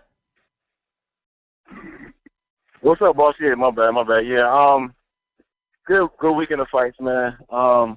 Just real quick, man. It's just I'm gonna start with the Steve Cunningham fight, man. Steve Cunningham fight. I think he needs to retire, man. To be honest, I mean, he's getting to the point. He's taking a little bit too much punishment. I don't want him sounding like Evander Holyfield while he's doing his interviews. So I think it's about time for him to go ahead and hang it up. Kawaki, whatever. He the real deal. He the real deal. To the main event though. I'm not sure if you remember or not, but I've been big on Errol Spence for about a year and a half now. Yeah, about a year and a half. And I guess this time last year, I posed the question of Errol Spence versus Danny Garcia, and I said Errol Spence will mop the floor with Danny Garcia at 147. And you had Ness was like, we couldn't even put Errol Spence and Danny Garcia in the same sentence. Hey, but you see, this is why I say that I'm not biased. People just hear what they want to hear, right? Because just like UK guys, I say, until they prove themselves, they need to prove themselves. Errol Spence was no different. He ain't fight nobody till he fought somebody. Before this, what? This is what I gotta say. This is what I gotta say in regards to that. If you call yourself a hardcore, and you've been watching boxing for a while now. Yeah, you can see the talent. I know you can see the talent, but you don't know what's gonna happen though. We gotta let these fights happen. Look how fun it was to watch it happen. But that argument was more about deserving Garcia. But I called it. That's why you get kudos. That's why you get coins, and I get to look bad right now because you're like, yo, remember a long time ago? But at the end of the day, I still gotta learn. He's gotta. No, but Ness, but I remember that argument very clearly. I remember that show, and that was more about Errol deserving Danny Garcia. Like, what had Errol done enough to deserve to be in a fight with Garcia? Like, would they beat him? And Ness was saying, I remember, I don't even want to talk about would he beat him or who beats him.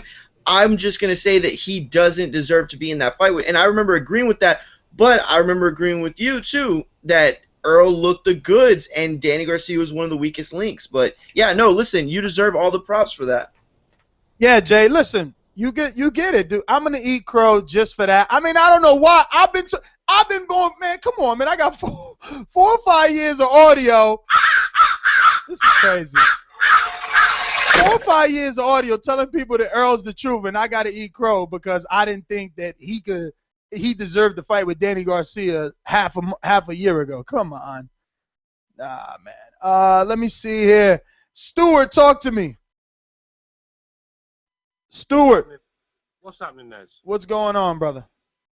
I just thought I'd ring up and piss on a few people's fire because obviously the hype surrounding Spence is very strong at the moment, and I'm not going to. Sorry, I didn't mean to do the bomb scout one. I did want to give you the coin because you're right. Right now we're high on it. Even James said he's still in the high. I'm still euphoric, so I wanted to give you the coin. I fucked up with the bomb squad. My bad. No problem. Yeah, like I said, I'm not going to hate on Spence. He did a great job. He looks very strong. But I'm still not sure. It's got a bit of a Deontay Wilder feeling for me. I'm still not sure about the guy. He looks very dangerous when he's throwing punches, but he has his vulnerable, there's vulnerabilities to him basically. I mean, some of them wild swings he was doing. I mean, if that's Kell Brook, a technical fighter with a nice jab, leads with right hands. Spence could be in trouble. Big, powerful guy as well. There's a lot of fighters out there that. Big punchers like Spence, and they're bullies. They're all right when they're beating up people that can't punch back, like Chris Algieri, who has 8 KOs. But it's when someone's hitting them back just as hard. That's when you see the real the real spirit of a fighter, and what he's got. Because it's not always about skills. Sometimes you've got to have a bit of heart. A good chin. You've got to be able to hit harder. The skills. And Spencer's a very good fighter. He's a very good fighter, but his boxing skills are not the greatest. Let's not pretend here he struggled in the Olympics. I know it was only 4 years ago, but the Olympics, the amateurs is where boxing skills are usually shown. Usually the best boxers come through the amateurs, and he didn't do great in the Olympics. So he's not the greatest boxer around. He's obviously a very strong kid, but there's still answers to be. At the end of the day, Chris Algieri is useless. He's a specialist in failure. The guy. He didn't even beat Ruslan for me. So I'm lost. So what are you saying, that Kell Brooks would beat him? I'm lost. Kell Brook is going to beat him. Of course he is. Oh, okay. You're going to have to find another hype job. Yo, but Stewart, your bleeding fucking British is coming over the radio. I hear it. How could you're saying that Chris Algieri all of a sudden is no one that's important? I've never heard you ever say that before. And two, how are you going to say that right now? I agree though. I don't know if he's ready right now for a Kell Brook, but we're talking about a guy that just got his 20th professional fight by knocking out someone that has been in there with everyone. A lot of top welterweights, a lot of top 147 or 140s. How are you going to sit there and diminish this guy? This doesn't mean that Kell Brook sucks. This doesn't mean that Kell Brook would lose to him. How can you not give him credit and say that you're not going to take credit away by then diminishing everything that basically what happened last night? And specific on the boxing skills as well, Stuart. Yeah, hell yeah. You're saying he's swinging wide. I'm saying he's technically sound. I don't know what you were watching, if it was a choppy stream where every 3 minutes one punch would land. But to me, what I was seeing was, oh shit. I'm telling you, I can't stress this enough. He's what you want in a champion. He's technically sound. He's not that Tracy McGrady shooting a weird shot or someone that has a weird shot. He has that stroke about him, that perfect balance of technique. I don't understand why you can't see that or even like it in front of you. Kell Brook's very similar. But you don't have to shit on someone like Errol Spence and then turn around and start bigging up Kell Brook. They both can be good. Yeah, I think this is a question of which one is going to be better. Let him finish his call. Go ahead. Yeah, I'm sorry. No, I need to. And Mario, I don't know why you're getting involved because you've got calm beat Spence. I mean, got him. That deserves a coin. You get some coins. You only have to look. I mean, just watching that fight, it makes me fear for Amir Khan even more. He couldn't keep Algieri off him. How's he going to keep Canelo off him? That's not going past 3 rounds. But we're talking about Errol Spence now. He's one for the future. But to sit there and say he's going to beat a world-class fighter like Kell Brook, Keith Thurman, Sean Porter, we have to see. I'm not knocking Spence's win. It was a good win. That's all I'm asking for. That was perfect. That's what I'm asking for. And no one is mad at Stewart for wanting to see. But when I want to see, you want to see. You still don't want to jump on the Errol Spence hype train, right? Because I've seen it before. It's a Jeff Lacey factor for me. He's all right when he's knocking people out, but it's when someone's hitting him back. What are we going to see? And I've got a feeling we're going to see the same sort of result. I think he's going to come to England and fight Brook, and I think it's going to end horribly wrong for him. And then we're going to get all you lot in the chat calling Errol Spence a bum, and we're going to have to hype some other clown up. Hey, that's all I'm saying. The knockout. Hey, that is boxing, man. We hype up everybody. Stu, let me get to some others. It's a jam-packed show. We got Boxing MD. Talk to me. The knockout happened while Algieri was throwing a punch. I just wanted to say, I'm sorry MD couldn't come in on Thursday, couldn't call in. He had a really hot date. Nestor, you're looking really good with your gains. And MD for sure is not. Oh my God. Did someone lose a bet? What happened? He did not do that, did he? Please tell me that MD did not just do this. No, MD is funny as hell. He hired a voiceover. Why would you do this? I'm going to defend myself right now.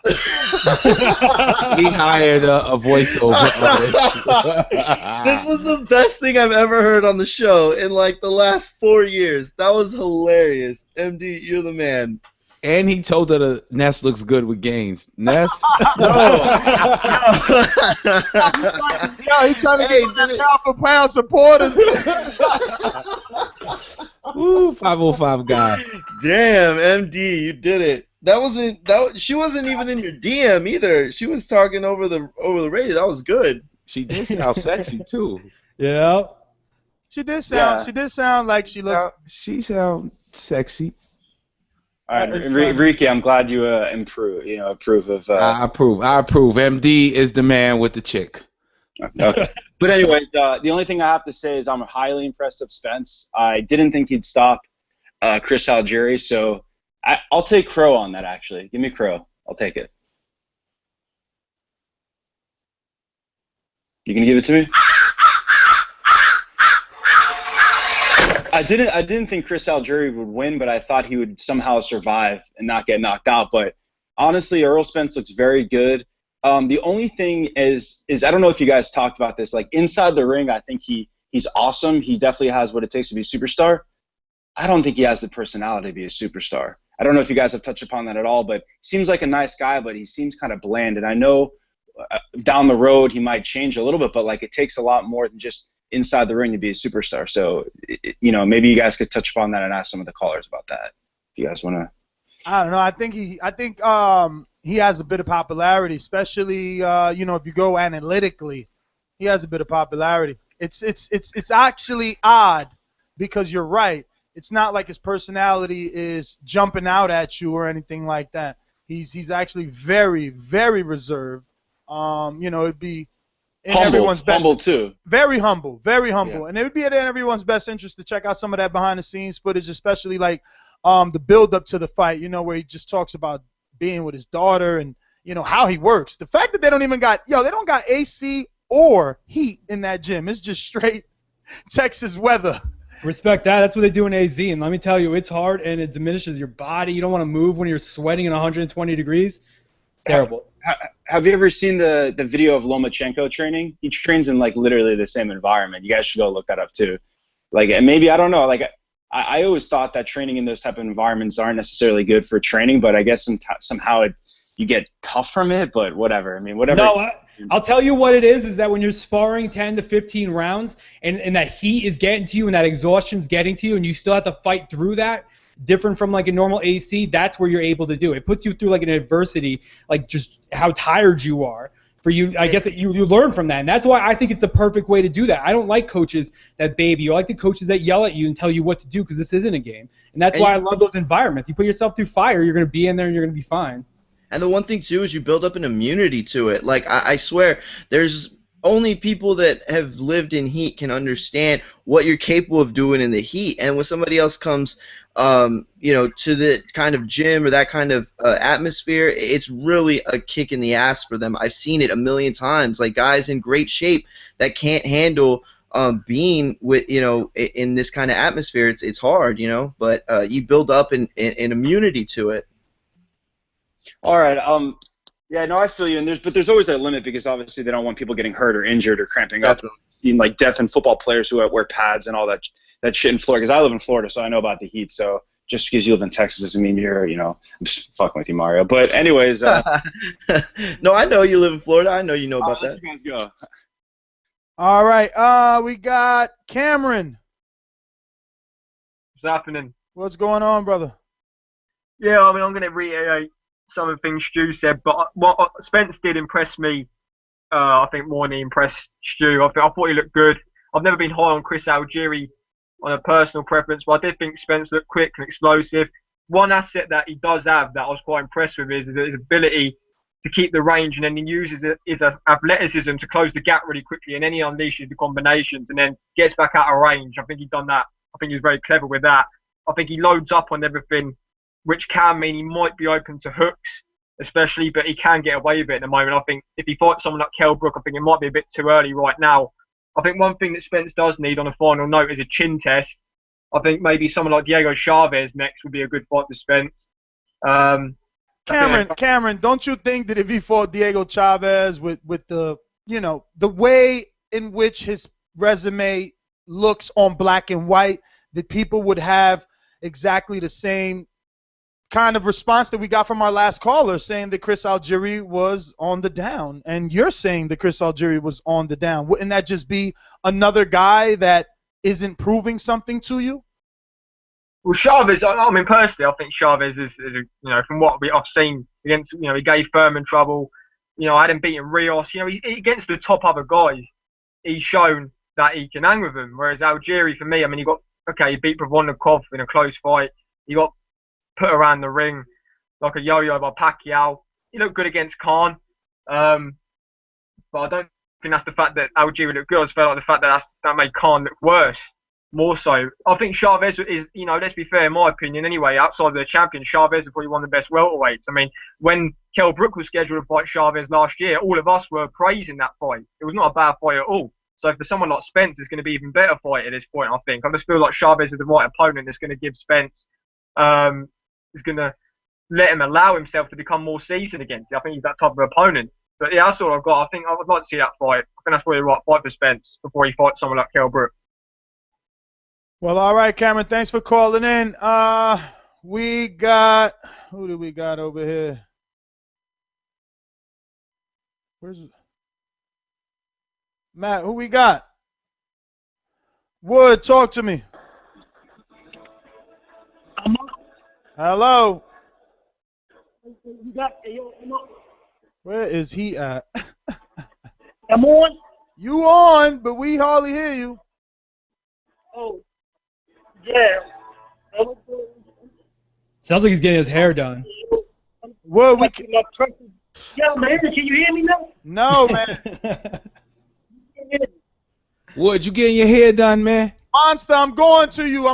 There's a lot of people, Monster Piece. Just go back. Yo, you can't hear me. I'll call back later.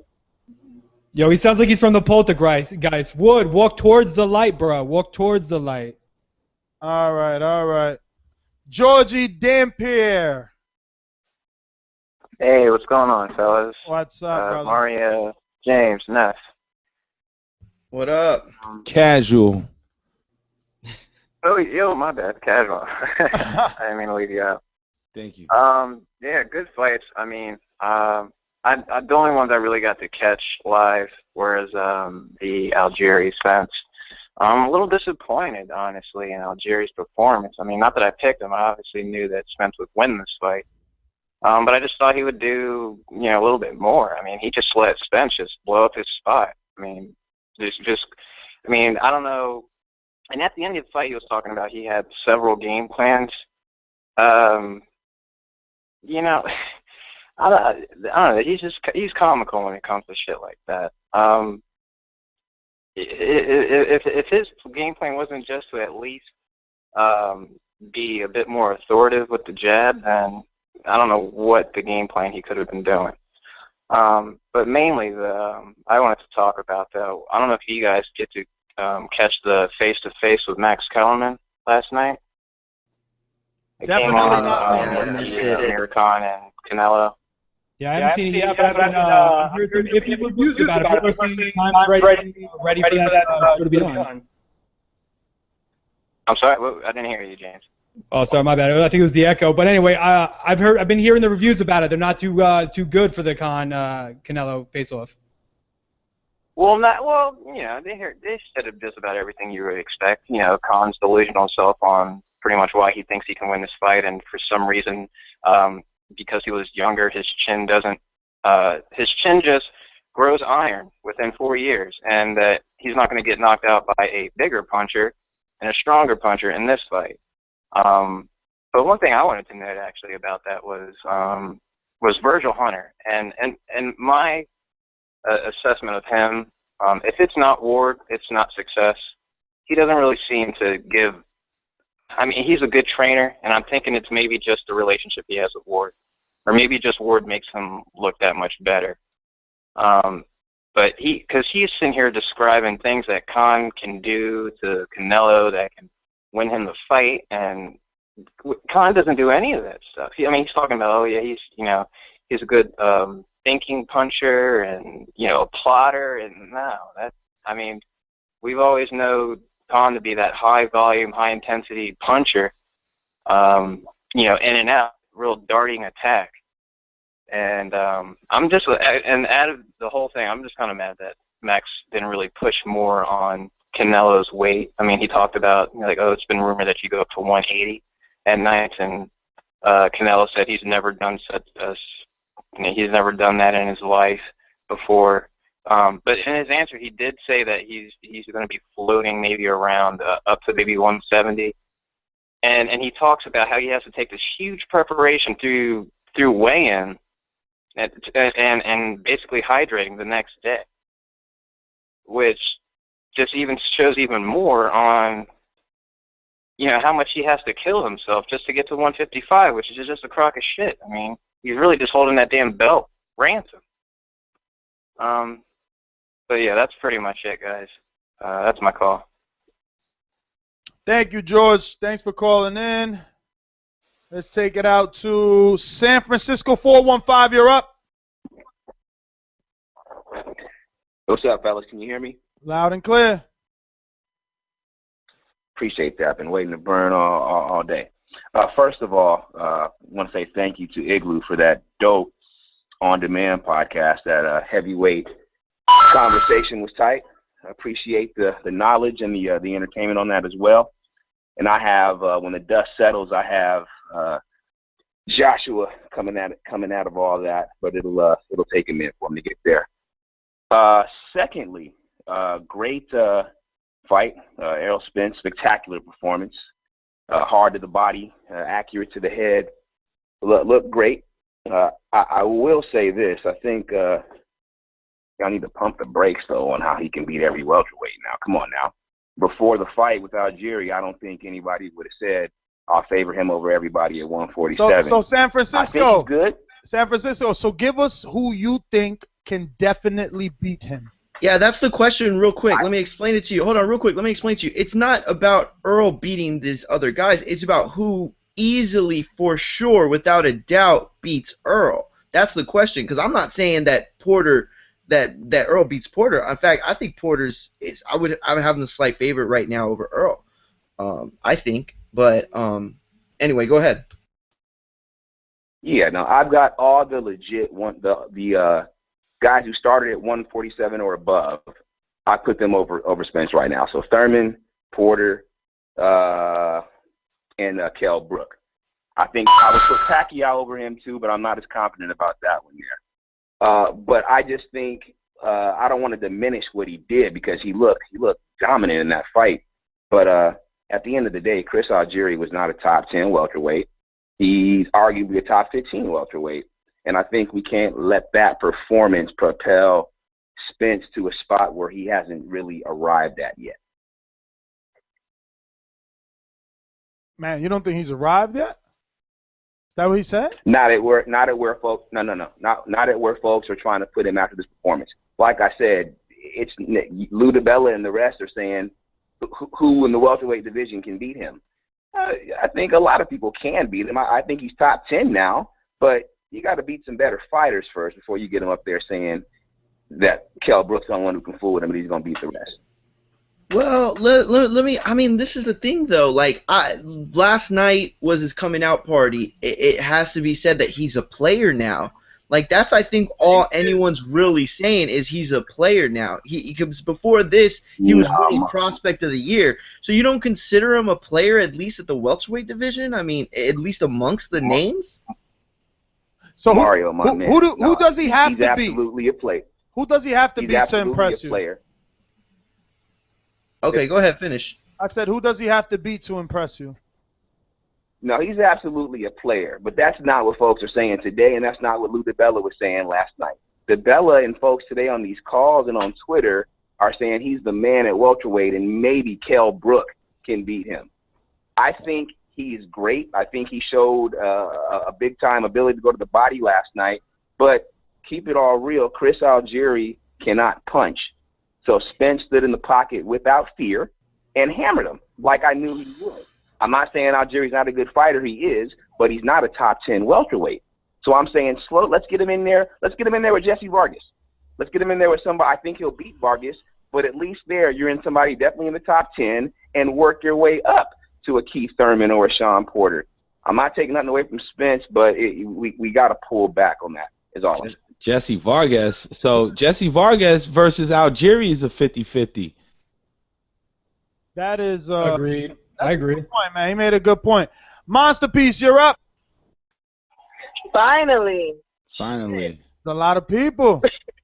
Busy week. And We going down. Look, we going down the line, and you guys know I stay here forever. But I gotta hit the road. We gotta go see Deontay. Oh my gosh, seriously. No, I'm crowless this week, you know, as always. I picked Errol Spence. I just want to talk about something real quick. I know we've been talking about Errol Spence's experience, and we've been talking about Algieri's experience and how it all came together last night. And my question to Mario, James, even Castro, if he wants to, you know, if he has anything to say about that, is like, you know, how important is resumes at that point? Because clearly Algieri has the most experience.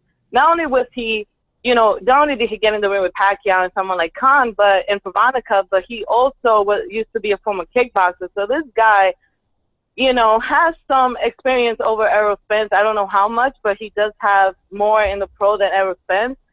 So at the end of the day, how important is resume? And if a boxer doesn't have a resume, is it fair to just judge him based on his performance? And on that alone, really determine how great this fight is going to be against the competition.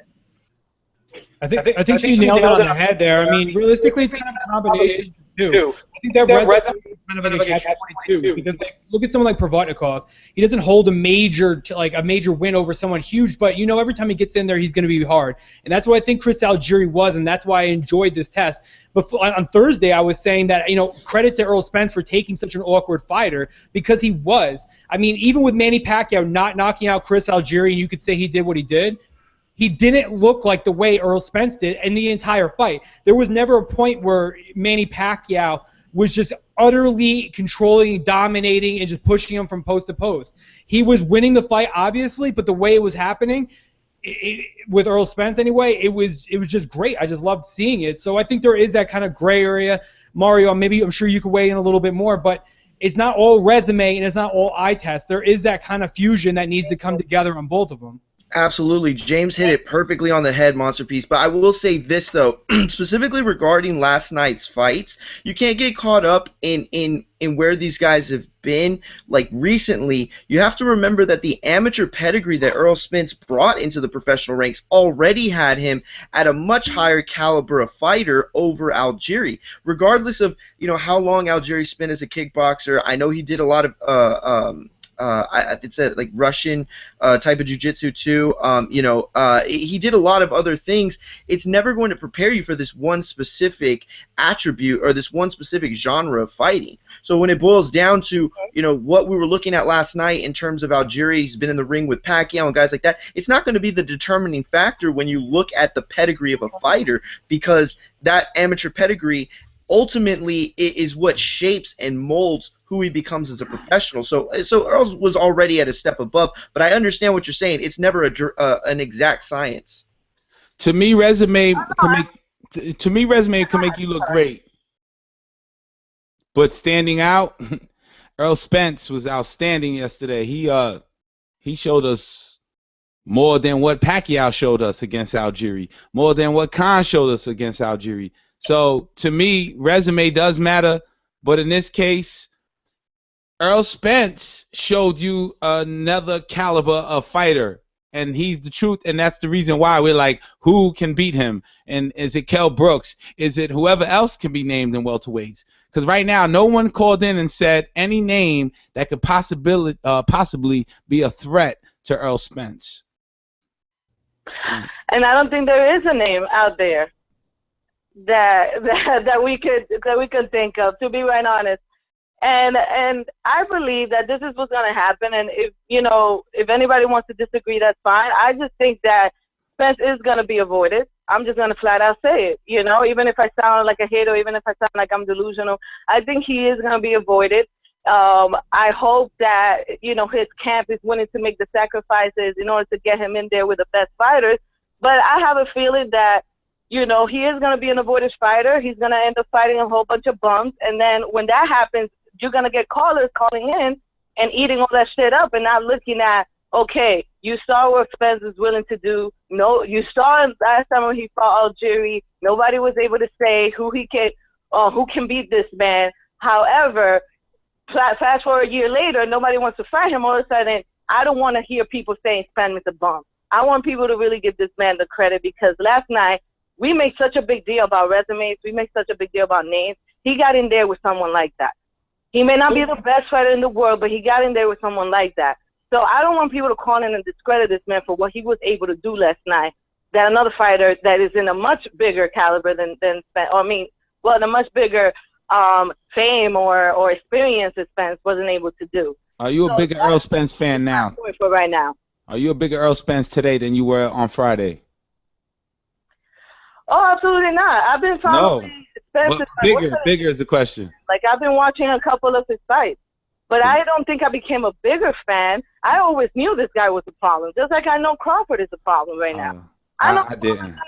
I know Crawford is a great fighter too. I held Crawford the same regard that I'm seeing Spence. I think they're both the future of the sport. For me, it's fight to fight, but damn, I'm gonna start. Masterpiece, thank you for calling in. I wanna move on to the next callers here, but that was a great call. Yeah. Yo, Ness, real quick, let me ask you. She brought up I guess a point that was making me think. If he goes in there and fights someone like Victor Ortiz and Berto winner, is that a step forward or is that a sidestep? That's an easy man, that's a step forward. I mean, listen, you know that he's only 19, 20-0 right now, so it's like every fight, like the same way that he fought what was it, Ronald Cruz, then he took a sidestep. Like, they're not just gonna, no fighter is just gonna plot down and do what, let's say, maybe Canelo is doing, right? Like, Canelo's consistently fighting at least top 10 guys. Now, he's ended it off with a top 10 in another division, but hey, he's top 10, right? But, not a lot of guys are doing it like that, like tough fight after tough fight after tough. I mean, Chris Algieri, and that's why his record indicates that. But I want to address it, right? She had asked about the resume, and I'm a guy, right, that I get accused of using box rec a lot, and resume is important to me, but it's only important to a certain extent. Like, the fight matters more than anything. What you do in those fights, like, the resume is just the name. The name has nothing to do with how that fight took place, and that's exactly what James was talking about when he said a guy like Ruslan. Like, Ruslan may not have the name on his resume as a win, but we know that he presents some sort of test, barometer. It's definitely something that we all want to see. Can whoever is fighting Ruslan beat Ruslan? Yeah, like look at the paper. He lost Bradley, but we all know what that fight represents when you see it. If you know what that fight, what happened when that fight took place. So yeah, very good point. It's not just we. We'll chuck you zero and throw you a kilo. I bet in the week, bro, your pockets be stuffed like Chipotle burritos. What's up, guys? AB in the house. How are you? What up, baby? What up, baby? Well, I got my pick right. I tweeted you. I said Spence is gonna stop Algieri. Damn, man, it feels good to be right just week after week, Hey, did anybody actually? Yo, you hear him? You hear him? That was him laughing that he got coins. Oh my God, you're happy, huh?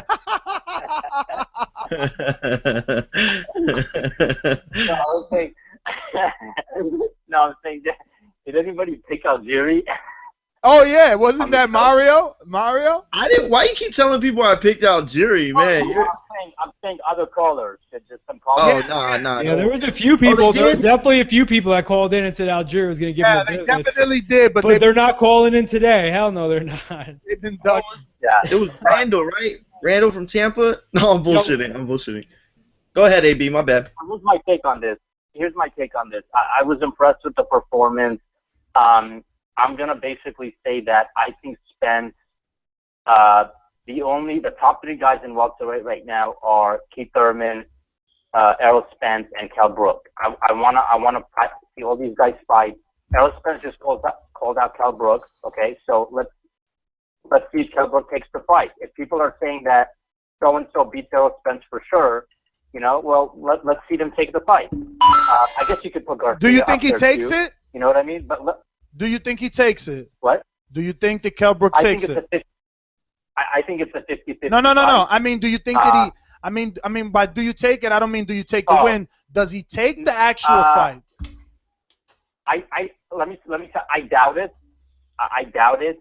I think there's going to be all the welterweights are not going to want to fight Spence. They're going to come back with, well, you know, what has he done? You know, he's got to fight so and so, and he's going to be the Golovkin of the welterweight division. I'm being serious, because if you lose to Spence, guy's not really well known.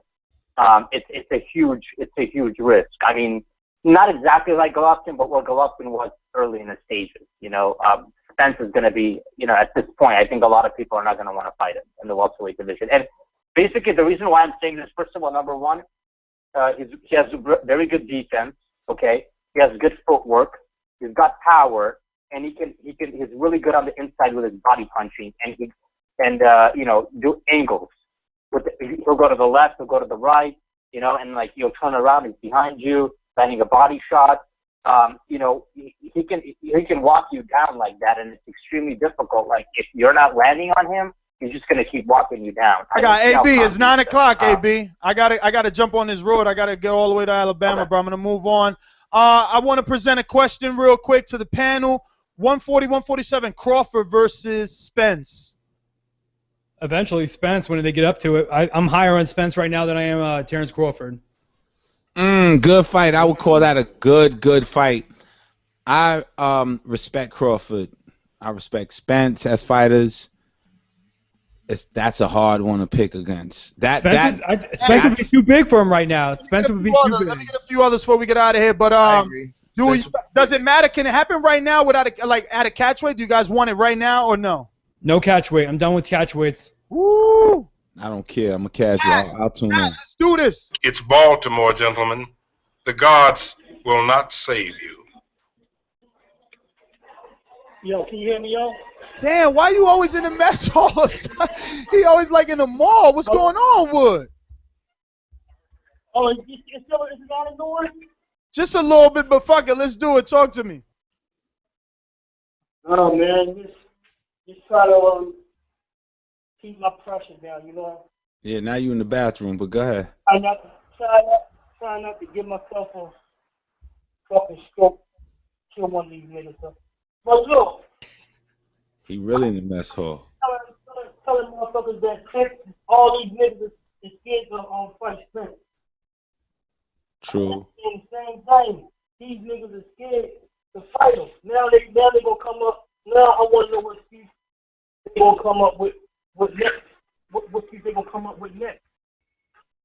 He always get the shit out the Algieri and shit. And they know what they gonna come up with. They don't want to fight. They don't want to fight him. I know your boy, man. He would beat your boy the fuck up. Daddy Garcia. I like that. He's trying to stay the fuck away from this. Daddy gotta stay the fuck away from him. Daddy gotta stay away. All of them. All of them gotta stay away from him. He gonna fuck all of them up. And he wanna fight him. That's the sad part about it. That's the sad part about it. He wanna fight him. But there's not even too much. There's not even too much going on. And shit. I know my Steve Cunningham got fucked up.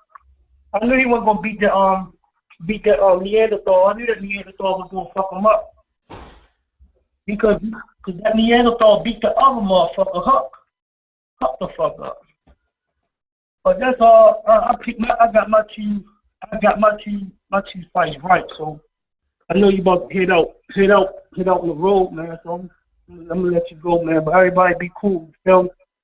All right, Wood. Thanks for calling in, brother. Suleiman, and talk to me. Yeah, how you doing? That's good evening. How you doing? Good, brother. Yeah, that fight was pretty good. The kid, he impressed a lot of people. I mean, he went into the ring. His preparation was great. Okay, he fought a top quality fighter. I mean, he didn't that he wanted to use power.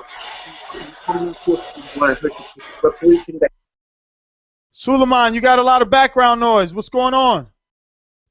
Sounds like he blow drying his hair. You there, Suleiman? Yeah. Talk to us. The kid's on another level. Chris, even for people notice that during his career, he does have a great amateur record. Not only did he dispatch the person by his technique, his boxing assets that he has, he also, his character, the way he carries himself in the ring, and the way he speaks. He speaks like a professional fighter. He doesn't do anything bad in the ring. He doesn't waste any of his punches. Okay, he attacked the body early, which is not saying too much, and he just switched too much from southpaw to orthodox.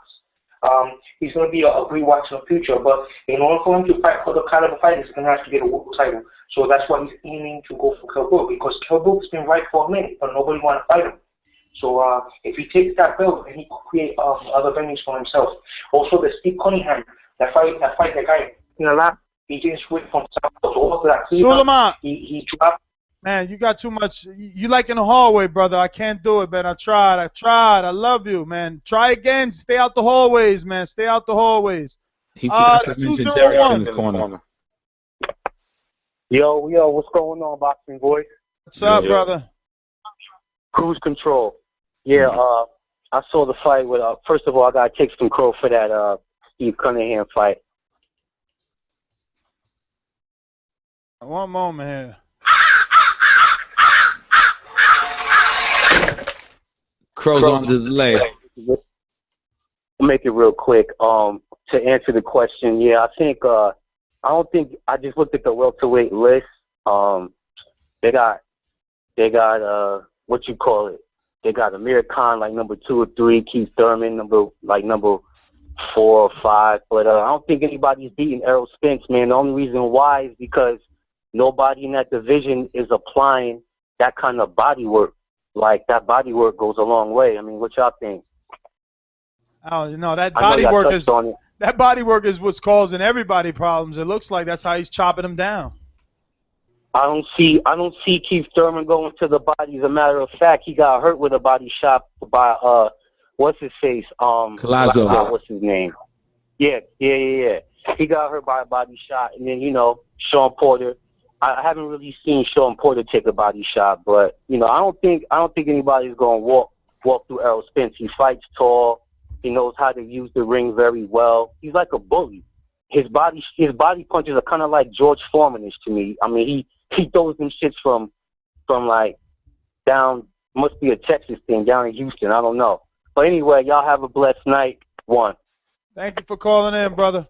We're going to jump into a little bit of drive-by, man. Unfortunately, TBV jumping on the road. We got the stopwatch about to die here. We got to move through these. We're going to go through 816. Talk to, actually, where is it? Damn, there's a lot of you guys. I'm going to try and get to all of you, man. Matt, help me out here. Oh, and Ken is on the line. Whoa, this thing is... Just pick Ken up. Let's go. I know, this just got crazy. Just jump right into Ken. Where is he, though? Oh, there he goes. I think that's him, right? Ken, is you? Let's get an update. Oh, that ain't him. Press 1, Ken. Oh, brother. Oh, there you go. Ken, what's up? Talk to me. All good, man. Everything's good. So, he on a yacht. Did you get the news like we did live on the telecast, or did you at least know? No, I knew, but I didn't see the telecast at that point. How was it? Did they make it like nice, or was it just in passing in the conversation? No, it was definitely in conversation, and they had a graphic, a logo. They had a pre-sale code, and that code for everybody listening is PIX11 to get a discount on the tickets. And they definitely announced it being at the Barclays Center, so, I'm happy. So I got an announcement to make myself. What's that? We're going to do our camp, a big portion of our camp in Brooklyn. Yeah. In New York? Yeah. Oh, man. Applaud that, coins that. Yes. Man, you are, I mean, God is good. God is good, because boy, was it gonna be hard to get to Vegas, but I want it out there. But damn, that's awesome. When you guys coming out here? I'm working on the logistics right now. Actually, can I live with you? Can I live with you for those 8 weeks? I'm over here. Say again? I said, can I live with y'all for those 8 weeks of training camp? Oh, man, you asking for a lot right now. I know. I'm just joking. I'm just joking, but I'm not. But you can pretty much get you a key to come in and out. Yo, that's halfway there, bro. That's like the moving girlfriend. That's exactly what you want. That's more than enough. That's more than enough. So listen, let's cut to the chase. I know you've seen him. He's been calling you and Thurman and Paul. I mean, everybody. He's called everybody out. But in the past specifically, he's had a few words of choice for you guys, and everybody wanted him to get a name. Do you consider Algieri that name that makes Errol Spence a credible opponent for guys like Keith Thurman, Sean Porter, Amir Khan, etc.? You know what? It put him a step closer, but the reality of the situation is truthfully, we're talking about a guy in Algieri, not to take anything away from him as a person, but he does not have the resume as a boxer coming through the system, preparing himself, dealing with the top level of competition to get to this point. And every time they stepped him up, he came up short, and they stepped him up again, and he came up short. So, you know, he's not somebody that, you know, could go the distance with Sean Porter. He's not somebody who could go the distance with Keith Thurman. I don't believe Algieri is that guy, you know. But, you know, it's a step up for Errol, and I was happy for him. Don't forget, Errol was one of my guys. I was his technical coach on the 2012 Olympic team. I went with him to Azerbaijan. I trained with him for a year in Colorado Springs, and I also was his head coach when I took him to Russia and took him to Europe. So you were impressed, though, at least, right? I mean, he did do something that not even Pacquiao did. He stopped Chris Algieri. Impressed and happy is two different things. I was happy for Errol. Impressed? No, come on, man. We're talking about a guy that couldn't punch. The guy couldn't punch. The guy didn't have anything behind any of his punches, so there was absolutely no reason for Errol to back up. But what does that say about his power, you know, compared to Pacquiao's power? And Ruslan's power. Yeah. But it's a totally different type of fighter. It's a totally different type of fight style. You know what I mean? In comparison, you know, he looked stronger than those guys, but I mean, again, it's a different type of fight. So what was Algieri lacking? He didn't lack power, movement. What was it that he was lacking? Didn't look bad. Well, his game plan stunk. That was a total. And then after the fact, he said he had 2 or 3 different game plans, and he was caught up in between different styles, and he wasn't quite committed to any of them and following them through. So, you know, that wasn't good in itself. And then, you know, his physical strength wasn't there to be able to, you know, stop Errol from coming. There was early on a few times where he was making some turns, and Errol had to readjust to him making the turns, but he didn't keep it up. He wasn't able to sustain it.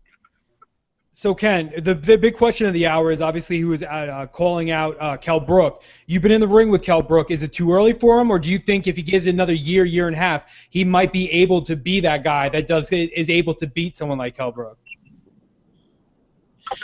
You know what? God bless him. I'm happy to see the kid, you know, again, like I said, he was one of mine. So I'm happy to see the kid being successful. You know, he's young. His coach is young. They've got a lot of things that they got to learn along the way that they haven't learned. And you can't tell. This game is bought and sold. It's not told. You can't tell everybody the route they should take, what they should do, how they should go about it. You know, I couldn't go to them and say, hey, man, you really didn't learn anything fighting the guy you just fought. So we need to put you in there with somebody that's going to make you have to adjust and deal with some things before we step up. I couldn't tell them. They won't accept that. They wouldn't accept that. That's not acceptable to them. You know what I'm saying? Because they think they know what they're doing. So you let guys, you know, choose their own path and follow their own way and make their own progressions. If he's able to get that fight with Brook, you know, I support him 1,000%, and I want to see him come out on top. You know. Well, let me ask you. Let me ask you one last question real quick, because you did something very similar to Paul Malignaggi when Sean Porter just went in there and just steamrolled Paul Malignaggi, who before then was a usually durable, tough boxer that everyone said was going to be a hard out. What is someone like Errol Spence expecting? Because a lot of people are saying he's going to be ducked now, this is going to happen, but that's a stacked division. I mean, what can you gain from your experience, or what can you show from your experience that we should see that Errol Spence is going to be kind of walking into? Well, I mean, like the business model that's been used to this point, nobody's been in there. He hasn't been in there with a true puncher. You know what I mean? He hasn't been in there with anybody that could really punch to this point. And not only has he been in there with anybody that could really punch, there hasn't been, you know, any great boxers. Anybody who was really good, you know, distance and range and putting combinations together and keeping them off. So, you know, there's a lot of things, but, you know, again, everybody has to take their own route with this. So, you know, exactly what they're going to do, how they're going to move them, I don't know. Maybe now is the time, and we don't know if this is what's going on right now, but maybe now is the time when the people that are behind the scenes have said, okay, now we're going to make Kel fight somebody. But, again, they may be looking, saying, we're making him fight somebody, but we're not fighting somebody that really has really done a lot. He just, you know, looked good on TV a couple times, and, you know, maybe Kel thinks that's a lesser of an evil for him. But, you know, Kel isn't, you know, he isn't really, you know, making a lot of noise about fighting any top fighters over here. So, Ken, just give us a little update on when you're going to open up this training camp in New York. You going upstate? You staying in Brooklyn with Andre Rozier or one of those guys? I mean, you're going to be in Gleason's. What were you thinking of? What you guys planning? And when does it start? When does it start? The logistics have not been worked out yet. I'm actually waiting on them. I'm in Ohio, and I thought I was headed back to Vegas tomorrow morning, but I got a phone call asking me to stick around, and I will know after a conference call tomorrow whether or not we're going to Brooklyn, possibly Tuesday or Wednesday of this week. So damn, that's do it early. That we may be. We're going to be in Alabama. We may be going there for something, some type of press conference or something. What? They're going to do a press conference on Tuesday? You got to let me know, because I was about to leave. I'm leaving tonight. I didn't say they were going to do a press conference on Tuesday. I said I would be getting a phone call letting me know possibly by Tuesday if there's going to be some type of press conference there this week. Well, I'm going to be 1,000 miles from But I haven't. If it does happen, I said if it does happen, you know I'm 1,000 miles from it, because I'm gonna go to the Deontay Wilder thing on Tuesday, and that's all the way in the Bama. And he driving. Going to the Bama. The Bama. Gonna go see the old heavyweight champ of the world before he go to Mother Russia. The Bama. What's he doing Tuesday? Media workout. Muscle. He gonna flex some muscle. I'm gonna try and get him to play a little game of one-on-one while we talk some boxing. Maybe dunk on him real quick. Yeah. You done got in shape a little bit. Yeah. You might want to show him a little something. Not unless they're giving me a big fat check. I would not be on Deontay Wilder's resume. No, sir. Thank you. No, I meant like on the court or something. I don't know. Oh, yeah, on the court. Yeah, definitely. No, that's what I want to do. I already talked to his peoples. I want to try to set up like a one-on-one basketball game, but he's got to answer the questions while we playing. So I could cut him up, you know what I mean? While he's thinking, okay. I'm cutting him. That's all right. Hopefully that's how it plays out. We'll see if good old Tim. You'd be better off playing Monopoly, big dog. I'm just saying. Okay. Nestor had possibilities for the NBA. That's right. I had at least hoop dreams. But, Ken, I want to thank you. We got a bunch of callers. Obviously, Errol Spence has all these supporters. And we want to thank you, obviously, for coming on, announcing the fight, saying that you're going to be training in Brooklyn. Oh, man. Always give it up for Ken Porter. Give him some applause, some coins, all that, man. Always.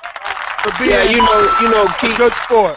You know, look, Kiki said he didn't want to come to Vegas because that's our hometown. So I just decided, you know what? Let's go make Brooklyn our hometown. Let's go to New York and set up shop, and go visit some kids at the schools and do some things, and bring them out to the gym, and let them meet Sean, and let's give away some tickets, enjoy ourselves, and just go ahead and fit in, get in where we fit in, and then on fight night when little Kiki walk into the ring, he'll still feel like, damn, he already doing it here, and I'm visiting again, because that's where we won our first world title. So one time is showtime. We're gonna do it 2 times. It's time to get that 2-time world champion right there for us.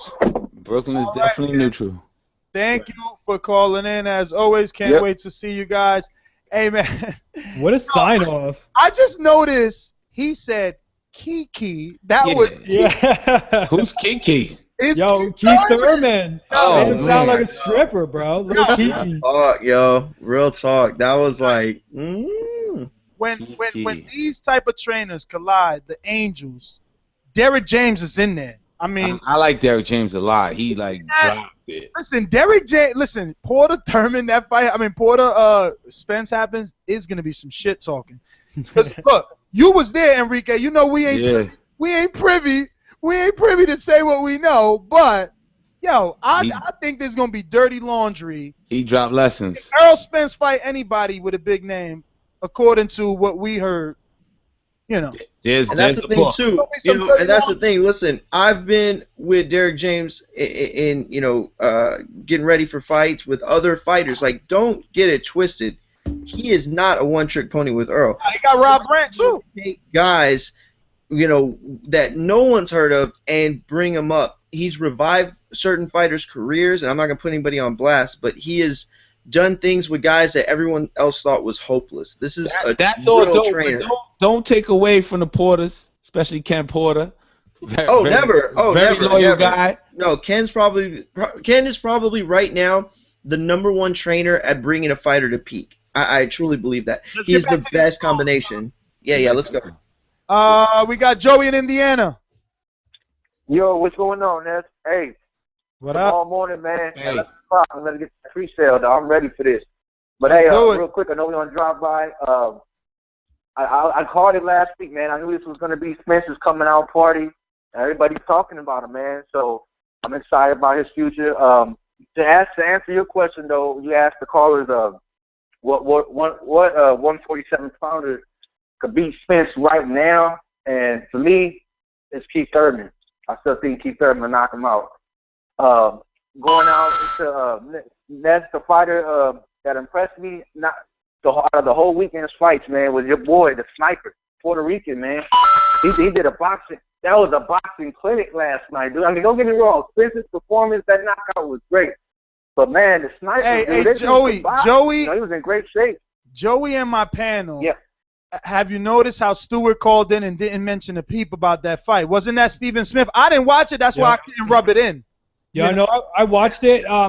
I would say it's a boxing clinic, but I thought that Smith did exactly how I thought he would. He looked very fundamentally sound. But, Pedraza just had that in-out athletic style, almost like a Keith Thurman before the Soto Karass fight. Like, he's going to pop you real quick, keep his hands down, bait you, and then hook you on the way out. I was impressed by it. I think he's a player at that division, but I still have my questions about that, man. I wouldn't say that he blew me away. I wasn't floored. Although he won decisively, I wasn't floored like I was in this fight. And Stephen Smith definitely proved, because he gets hit a lot. That's not my only question. I couldn't watch it, obviously, with the fight last night. He got touched up, but I wouldn't say it was a good fight. He performed well. He performed well, but he did get touched up. It wasn't an unscathed, one-sided ass beating, because there was definitely rounds I thought Smith was coming on.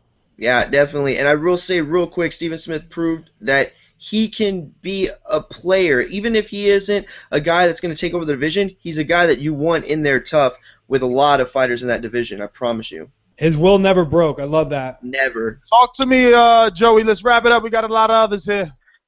Yeah, that's it, man. I'm going to drive hey, after Thursday, though, I'll have my tickets and the trip will be complete, man. So one-time Thurman all the way, baby. All right, I'll brother. Talk to you soon. Have a safe trip. You too, man. Thank you, man. Appreciate that. Georgie Porgy, what's going on, baby? What's happening, guys? What's going on, man? What up? Yo, I know you're on drive-by, so let me make this shit quick. First of all, what the fuck you guys got against Vargas? How your motherfuckers gonna come here saying that Algieri and Vargas is a 50 motherfucking 50? Which one of your motherfuckers say that? I'd say that. I didn't say it, but I'd say that. Why would it not be? You're going to tell me a guy that gets whitewashed except for one good punch against Tim Bradley? James, shut up. Don't be bamboozling people, man. Algieri should never have gloves on. That sport is not for him, my nigga. This is not his shit. And they're going to recycle this motherfucker over and over. How many times we got to see this nigga lose? Yo, How many times? Georgie, it was his shit boxing. And you guys going to say this dude 50-50 with who? With nobody. He represent no challenge to nobody. I go there with one hand tied behind my back and I bitch like the living crap out of this dude, man. Yo, boxing was the shit when he fought Emmanuel Taylor. So who beats him, Georgie? Give me a name, please. Or name. Beating Provodnikov and going life and death with Amir Khan means nothing nowadays, apparently. Listen. Who beats him? Gabriel will beat him by a hug fest. Who? He won't beat him clearly, but he will hug him until he'll fucking beat him. Round by round by round. Who's that? With criticism and this and that, gonna go out of the fucking window. So he's gonna hold him all fucking fight. So stop that fucking nonsense, you crow niggas. I don't have a lot to say. I'm gonna make that point real quick. And fucking Ken Porter too, he gotta stop his bullshit. Why you got 2 fights with fucking Keith Thurman? Cause you know they're gonna rob you. You already know they're gonna rob your kid, baby boy. And you done with the robbery, baby boy. And you wanna get paid one more time, baby boy. That's what you all about, my nigga. That's what I gotta say. Peace out, thumbs up, and support. All right, Georgie. Georgie extra mad today. Class and bound. Good opinion. Good. Go ahead. Class and bound. Yo, okay, so I gotta make this quick, but I gotta vent. So Georgie hit it on the head. Chris Algieri versus Jesse Vargas is 50-50? No, that's not. That's a 70-30 fight. Get out of here. Oh, that was me that said that, Georgie. But yes, go ahead. No, that's what I'm saying though. Like Georgie's right though. Like that's not 50-50. Come on now. Like why not? Errol Spence. I love Errol Spence. I love Errol Spence. He trains out of a gym that's 19 miles away from me. He trained out of the Maple Avenue boxing gym in Dallas, and he's flipping awesome. He impressed the crap out of me. Like he was great. He was a fantastic fighter last night. Like he did everything right. He cut off the ring on Chris Algieri, bullied him, and just like did not let Chris Algieri have any kind of space to work with. Impressive. But, you know, I know we're all on that high right now. Ness, James, Casual, Mario, we're all on that high right now. And I want to lead you back to the rehabilitation center because I know you've been there before. You guys know your way around. Yo, let me ask you a question real quick then. Let me ask you a question. Hold on, real quick. Let me say this. Okay. Like, we've seen this with Saddam Ali. We've seen this with Amir Imam. Like, we've seen this before where we hype these fighters before they, like, get somewhere. Like, right now, I'll tell you, they're saying who really beats Errol Spence. And like I said, I'm going to be rooting for Errol Spence. I hope he beats everyone. But right now, Kell Brook, Keith Thurman, no doubt in my mind, beat Errol Spence right now. Amir Khan, like, say what you want about Amir Khan, but Amir Khan has never had a problem with any kind of southpaw. I think stylistically that's a really bad matchup. And just the fact that, like, Errol Spence isn't going to be able to walk through the shots that Algieri, because Algieri was landing some pretty clean shots whenever Spence would get careless and throw these wild right hooks. But if Danny Garcia connects with those counters, if Danny Garcia times him with a left hook or any kind, or a right hand, like, Spence isn't going to be walking through those shots. Like, Spence is going to have to start moving. He's going to actually have to box. Like Spence has more to his game. I just feel like we haven't seen all of it yet. And right now, we need to relax right now. We need to just breathe in, breathe out, appreciate what Spence did because he's an excellent talent. But go ahead, James. What were you going to say? Because I'm sorry. No, it's all good. I was going to ask you, who has a better win on their resume right now, Jesse Vargas or Errol Spence? Because I'd say Errol Spence's Chris Algieri win is better than the Jesse Vargas win over Saddam Ali. That's close. Saddam Ali beats. Do you think Saddam Ali or Chris Algieri? Who wins that fight? I think Saddam Ali could beat him, honestly. I think we're talking about a different Chris Algieri now once you take a beating like he took today. But prior to this fight, I'd say Chris Algieri would have outboxed him because Saddam Ali is a boxer. I picked Chris Algieri over someone that's able to box outside of Amir Khan. That's why Amir Khan was so effective, because he was the better boxer that night. I think that Saddam Ali would have issues with someone like Chris Algieri. It's a good question. Let me get to some other callers here. Steve from Florida. Yo, what up, guys? What up? Did you guys talk about the Marcus Browne robbery or at all? Yeah, we did. But talk about it, brother. Get it off your chest. Yeah, I mean, what kind of grading was that? The judges were like blind, or am I crazy? Like that. I've been a big Marcus Browne supporter, man. I thought he was going to be a good test for a lot of these light heavyweights, but he looked horrendous.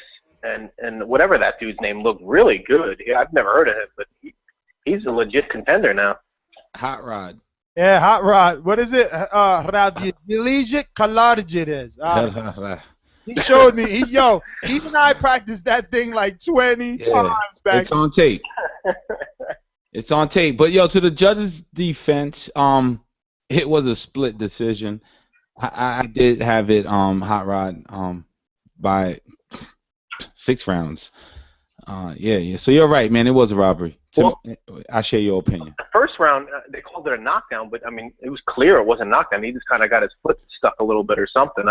And there was a lot of holding, man. There was a lot of holding, a lot of pushing, a lot of weight on Hot Rod. So points should have been deducted.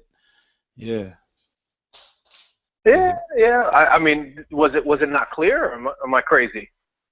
No, you're not crazy. I'm with you. I mean, I think that there were the fight played out in a way where it's like Marcus was winning rounds early, and then he lost the fight and he lost the momentum. But I don't know. I mean, if you go back and you score the round, I mean, you got to remember it's a 10-9 round no matter who wins it. 10-9, and even if Hot Rod looked better in the rounds that he won, I don't know. I got to go back and score it. I really didn't think it was it could have been either way, 7-5 either way, or whatever, 6-4 either way. But I really thought that it could have been a draw, is what I thought. Yeah, I had to watch it on television, but the crowd could have played an influence on me. But I was watching and clearly saw Marcus Browne struggling from the 3rd round up. He did. Back to these phone lines. 908, you're up. On me. But I was watching. Turn the radio down in the background. 908. Turn that radio down. Back to these phone lines. 908, you're up. Oh, it's on a delay. He's just hearing it right now. Turn that radio down. Down. You. Down. He's just hearing it right now. Oh man, he just letting it play back and play back. He looping over there. He looping it. Looping it. 8. Like, is that my area code? Oh yeah, he can't. Yeah, the 215. You're up. 215. What up, JP? How's everything going, brother? Good. All right, I want to talk about this Toro Carras Kamagai fight. Man, they were letting the hands fly. Yo, Mario was right? Mario said that was gonna be a fight of the year. That's what I'm hearing. Hell yeah. I mean, I don't know if it was a draw, but I kind of had it closely for Soto Carras because I felt like Soto Carras's punches had a little bit more authority on them as opposed to Kamagai, who was letting his hands go a little bit more probably, but the punches didn't have as much significance to them. But I thought it was a really good fight, and not only the fight, but the atmosphere. I like to see fights in like small venues like that. Oh yeah. The crowd is really excited. They're really into it. They're really passionate about it. They were wearing different kind of shirts with Soto Carras. it was very entertaining to see, you know, and like in a small venue like that.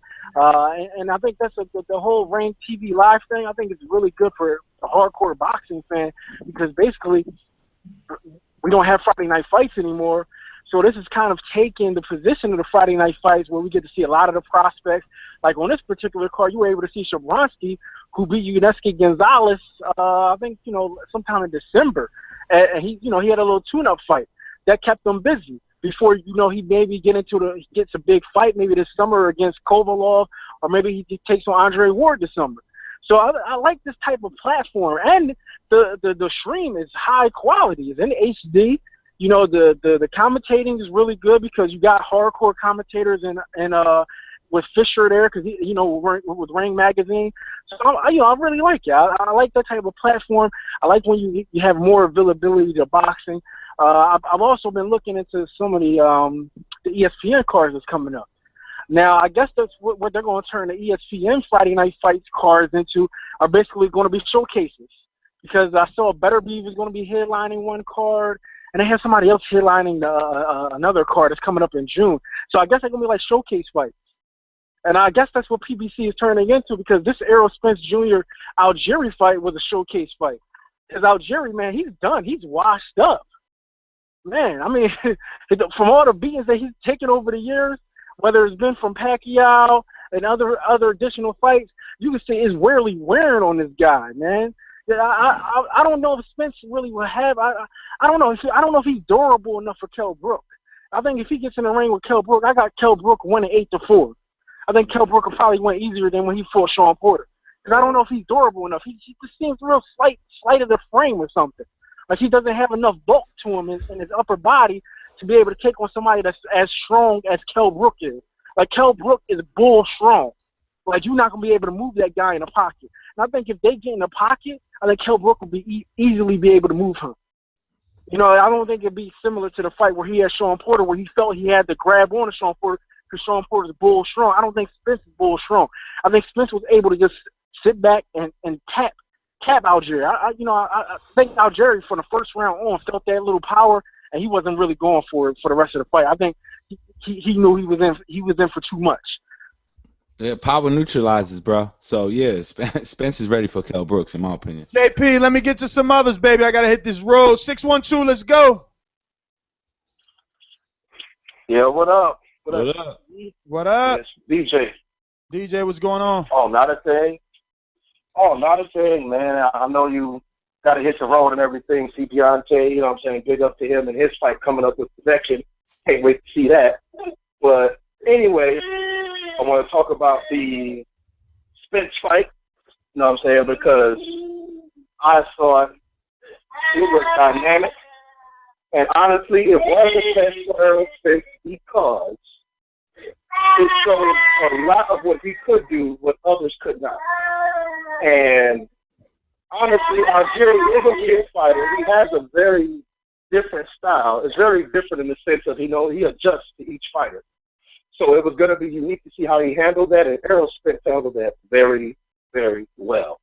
I mean, there were points in times where Chris Algieri would, slip some punches, catch him with a punch slip, but he was able to adjust to it, and he still was able to finish the job. So big up to him for doing that. And I say in the next few years, Errol Spence will be the guy. He's not the guy right now, but I'm going to say that. I'll make that clear. He's not the guy right now. In the next few years, he will be somebody to be feared in the division. And then also I haven't heard about the Gary Russell fight, but of course we all knew how that was going to turn out. But and then as far as Kell Brooks fighting, the baby's speaking too, bro. The baby got his opinion. Let him bottle, yo. Hey, we on drive by. Call up. Get the baby a bottle. We gonna let you get it. Handle the baby. And if you didn't know, we got TBV onesies. So put that baby. Baby's like Errol. The baby must be a Danny Garcia fan, bro. Just crying in the background. He's Danny Garcia. I want to see all babies that fights in onesies that say TBV 908. Alex, what's up, man? What's up, bro? Damn, hold on. Ladies and gentlemen, making his professional debut, Alex Doomsday Lioness. What's up, fellas? What's up? What's going on? Yeah, How was that? Alex calling it. Man, the fight was great, man. You know, Errol Spence Jr., he put on the clinic with this kid, man. Yo, Alex, I was with you, right? Yeah, man. What's up, guys? Yo, what's up, man? I knew I recognized your voice. Stick your game, man. After y'all was at that bar all Hey, night, listen. you don't remember his voice. Of course I did. Listen, Spit your game. all I got to say, man, is that Errol Spence Jr., he put the pressure on that kid. And honestly, I like Chris Algieri.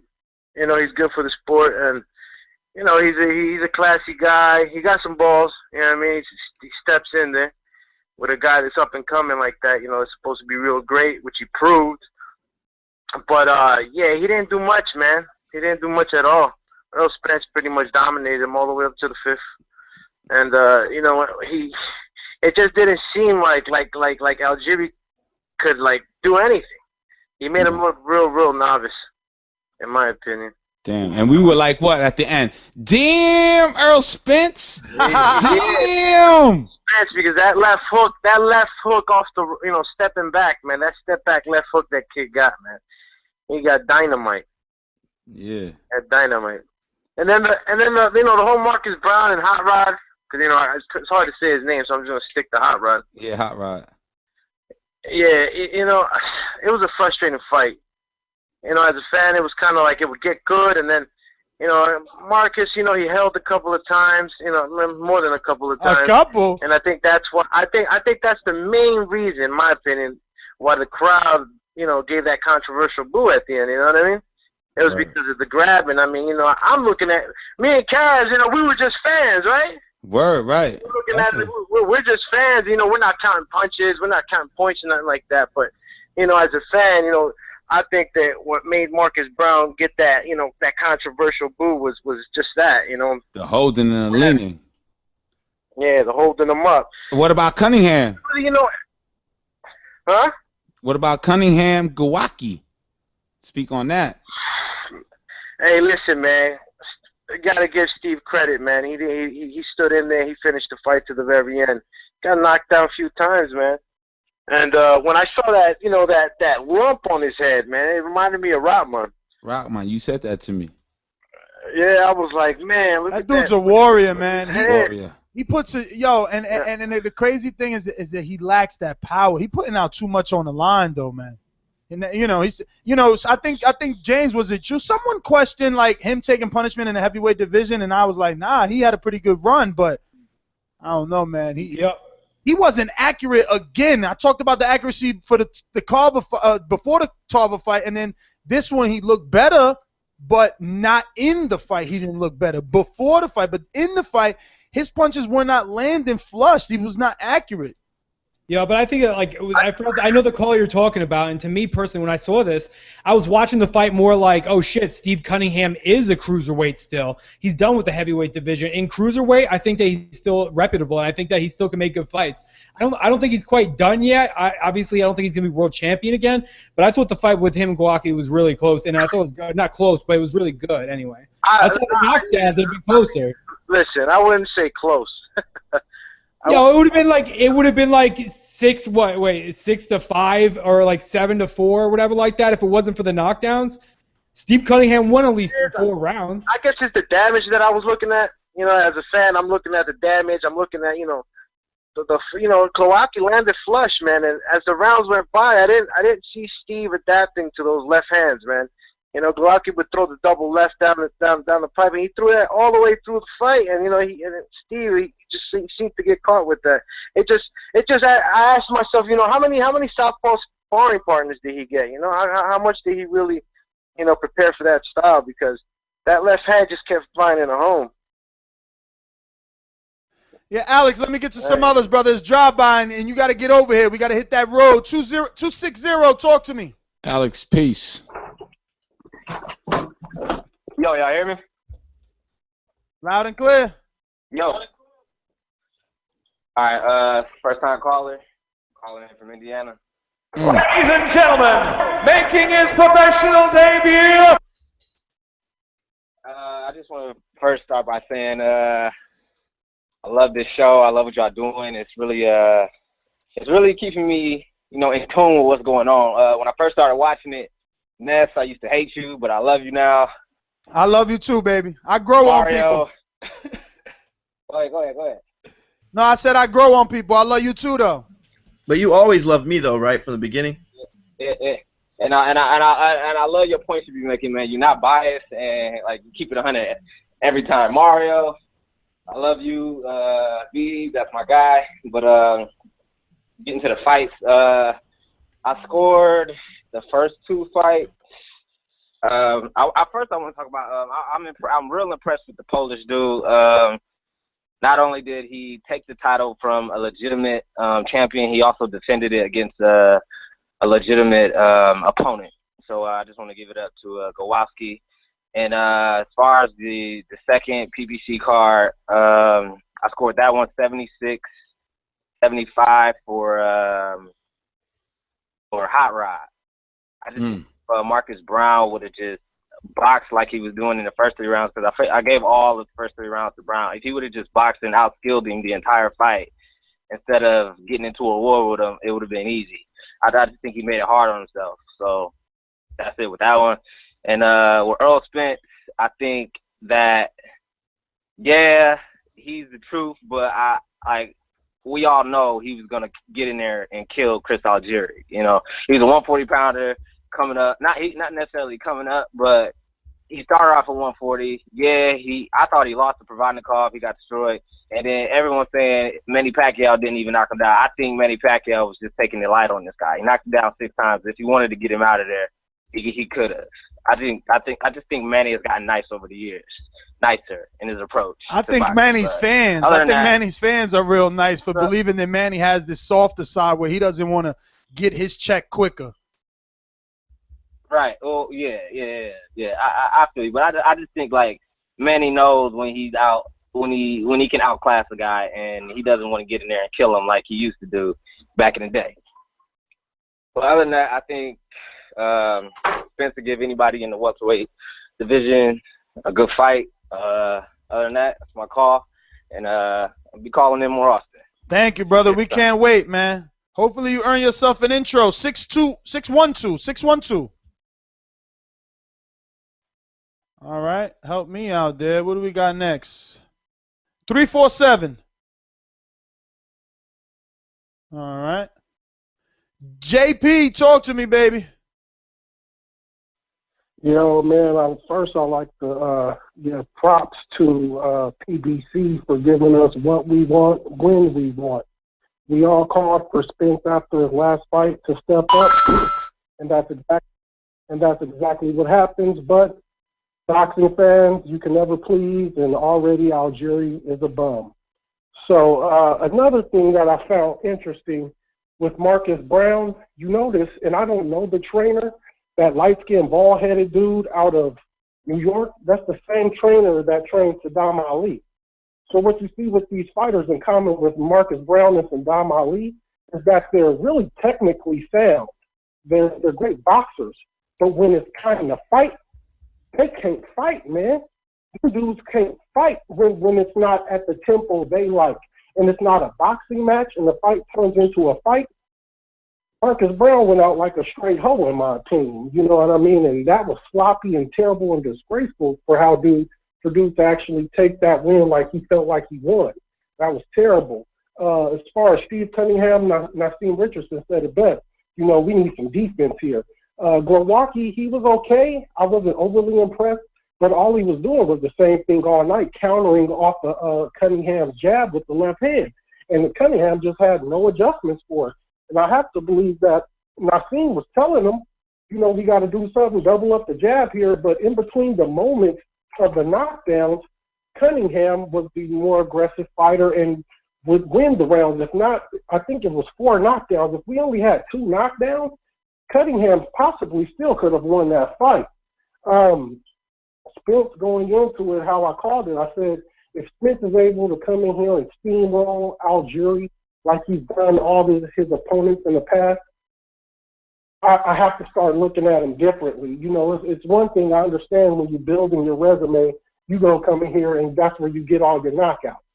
But doing this to a guy like Algieri, I understood Algieri didn't have punching power, but I thought his savvy would be able to negate just him being steamrolled, and it wasn't enough.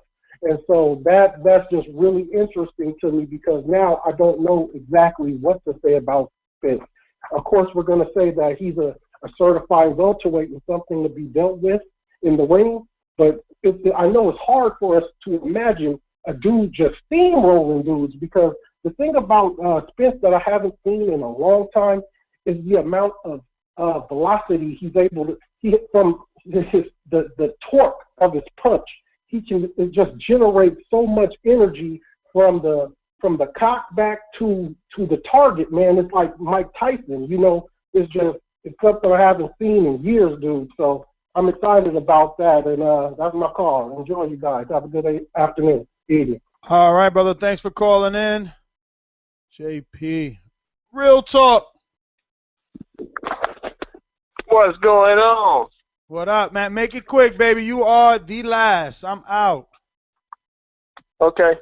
Yeah, I will say that Triple G, Spence is like the new Triple G. Everybody's going to be ducking him. I think he put on a great performance. I like it. You know, I like these type of fighters, man. I get criticized a lot for not supporting black fighters or not supporting, you know, boxers, slick fighters. But I like a boxer that is intelligent, that has fundamentals, not just a slick fighter. Bernard Hopkins, Andre Ward, those are slick fighters. I like guys like Triple G who have great fundamentals. Errol Spence has great fundamentals, but they're not necessarily slick. They're going for the kill. Slick fighters sort of avoid, confrontation. I like guys who are aggressive. Now, I will say, though, to be fair, I will say that Algieri fought a different fight than he did against Pacquiao. So we cannot gauge. I mean, watching that fight, I was surprised. I was like, what the fuck is Algieri standing in front of Spence? But what I understand is that Algieri knew that he wasn't going to win a decision against Spence. Not only would he be highly unlikely that he would get a close decision if it would have been close, but it's very unlikely that he could win a decision against an excellent boxer like Spence. I don't think he could outbox Spence enough to win a decision anyway. So what did he do? He tried a different approach. Stands in front of him. Yeah, he had some side-to-side movement. For the most part, though, at one point he was trying to push Spence back on the ropes. He was trying to throw that looping sort of overhand, that overhand right or whatever it was. He was trying to sort of duck down and then catch Spence with an overhand punch. But he was actually trying to push Spence back at times. It made Spence look spectacular. Had Algieri would have fought a runaway type of fight the way he did against Pacquiao, would have been not as exciting. So yeah, there's some overhype to this, but it's great for Spence. People are gonna duck him. He's still a great fighter. I mean, he's an amazing fighter. I mean, I have Spence could beat anybody at welterweight, but anybody. Give me the names that beat him, and we gotta go.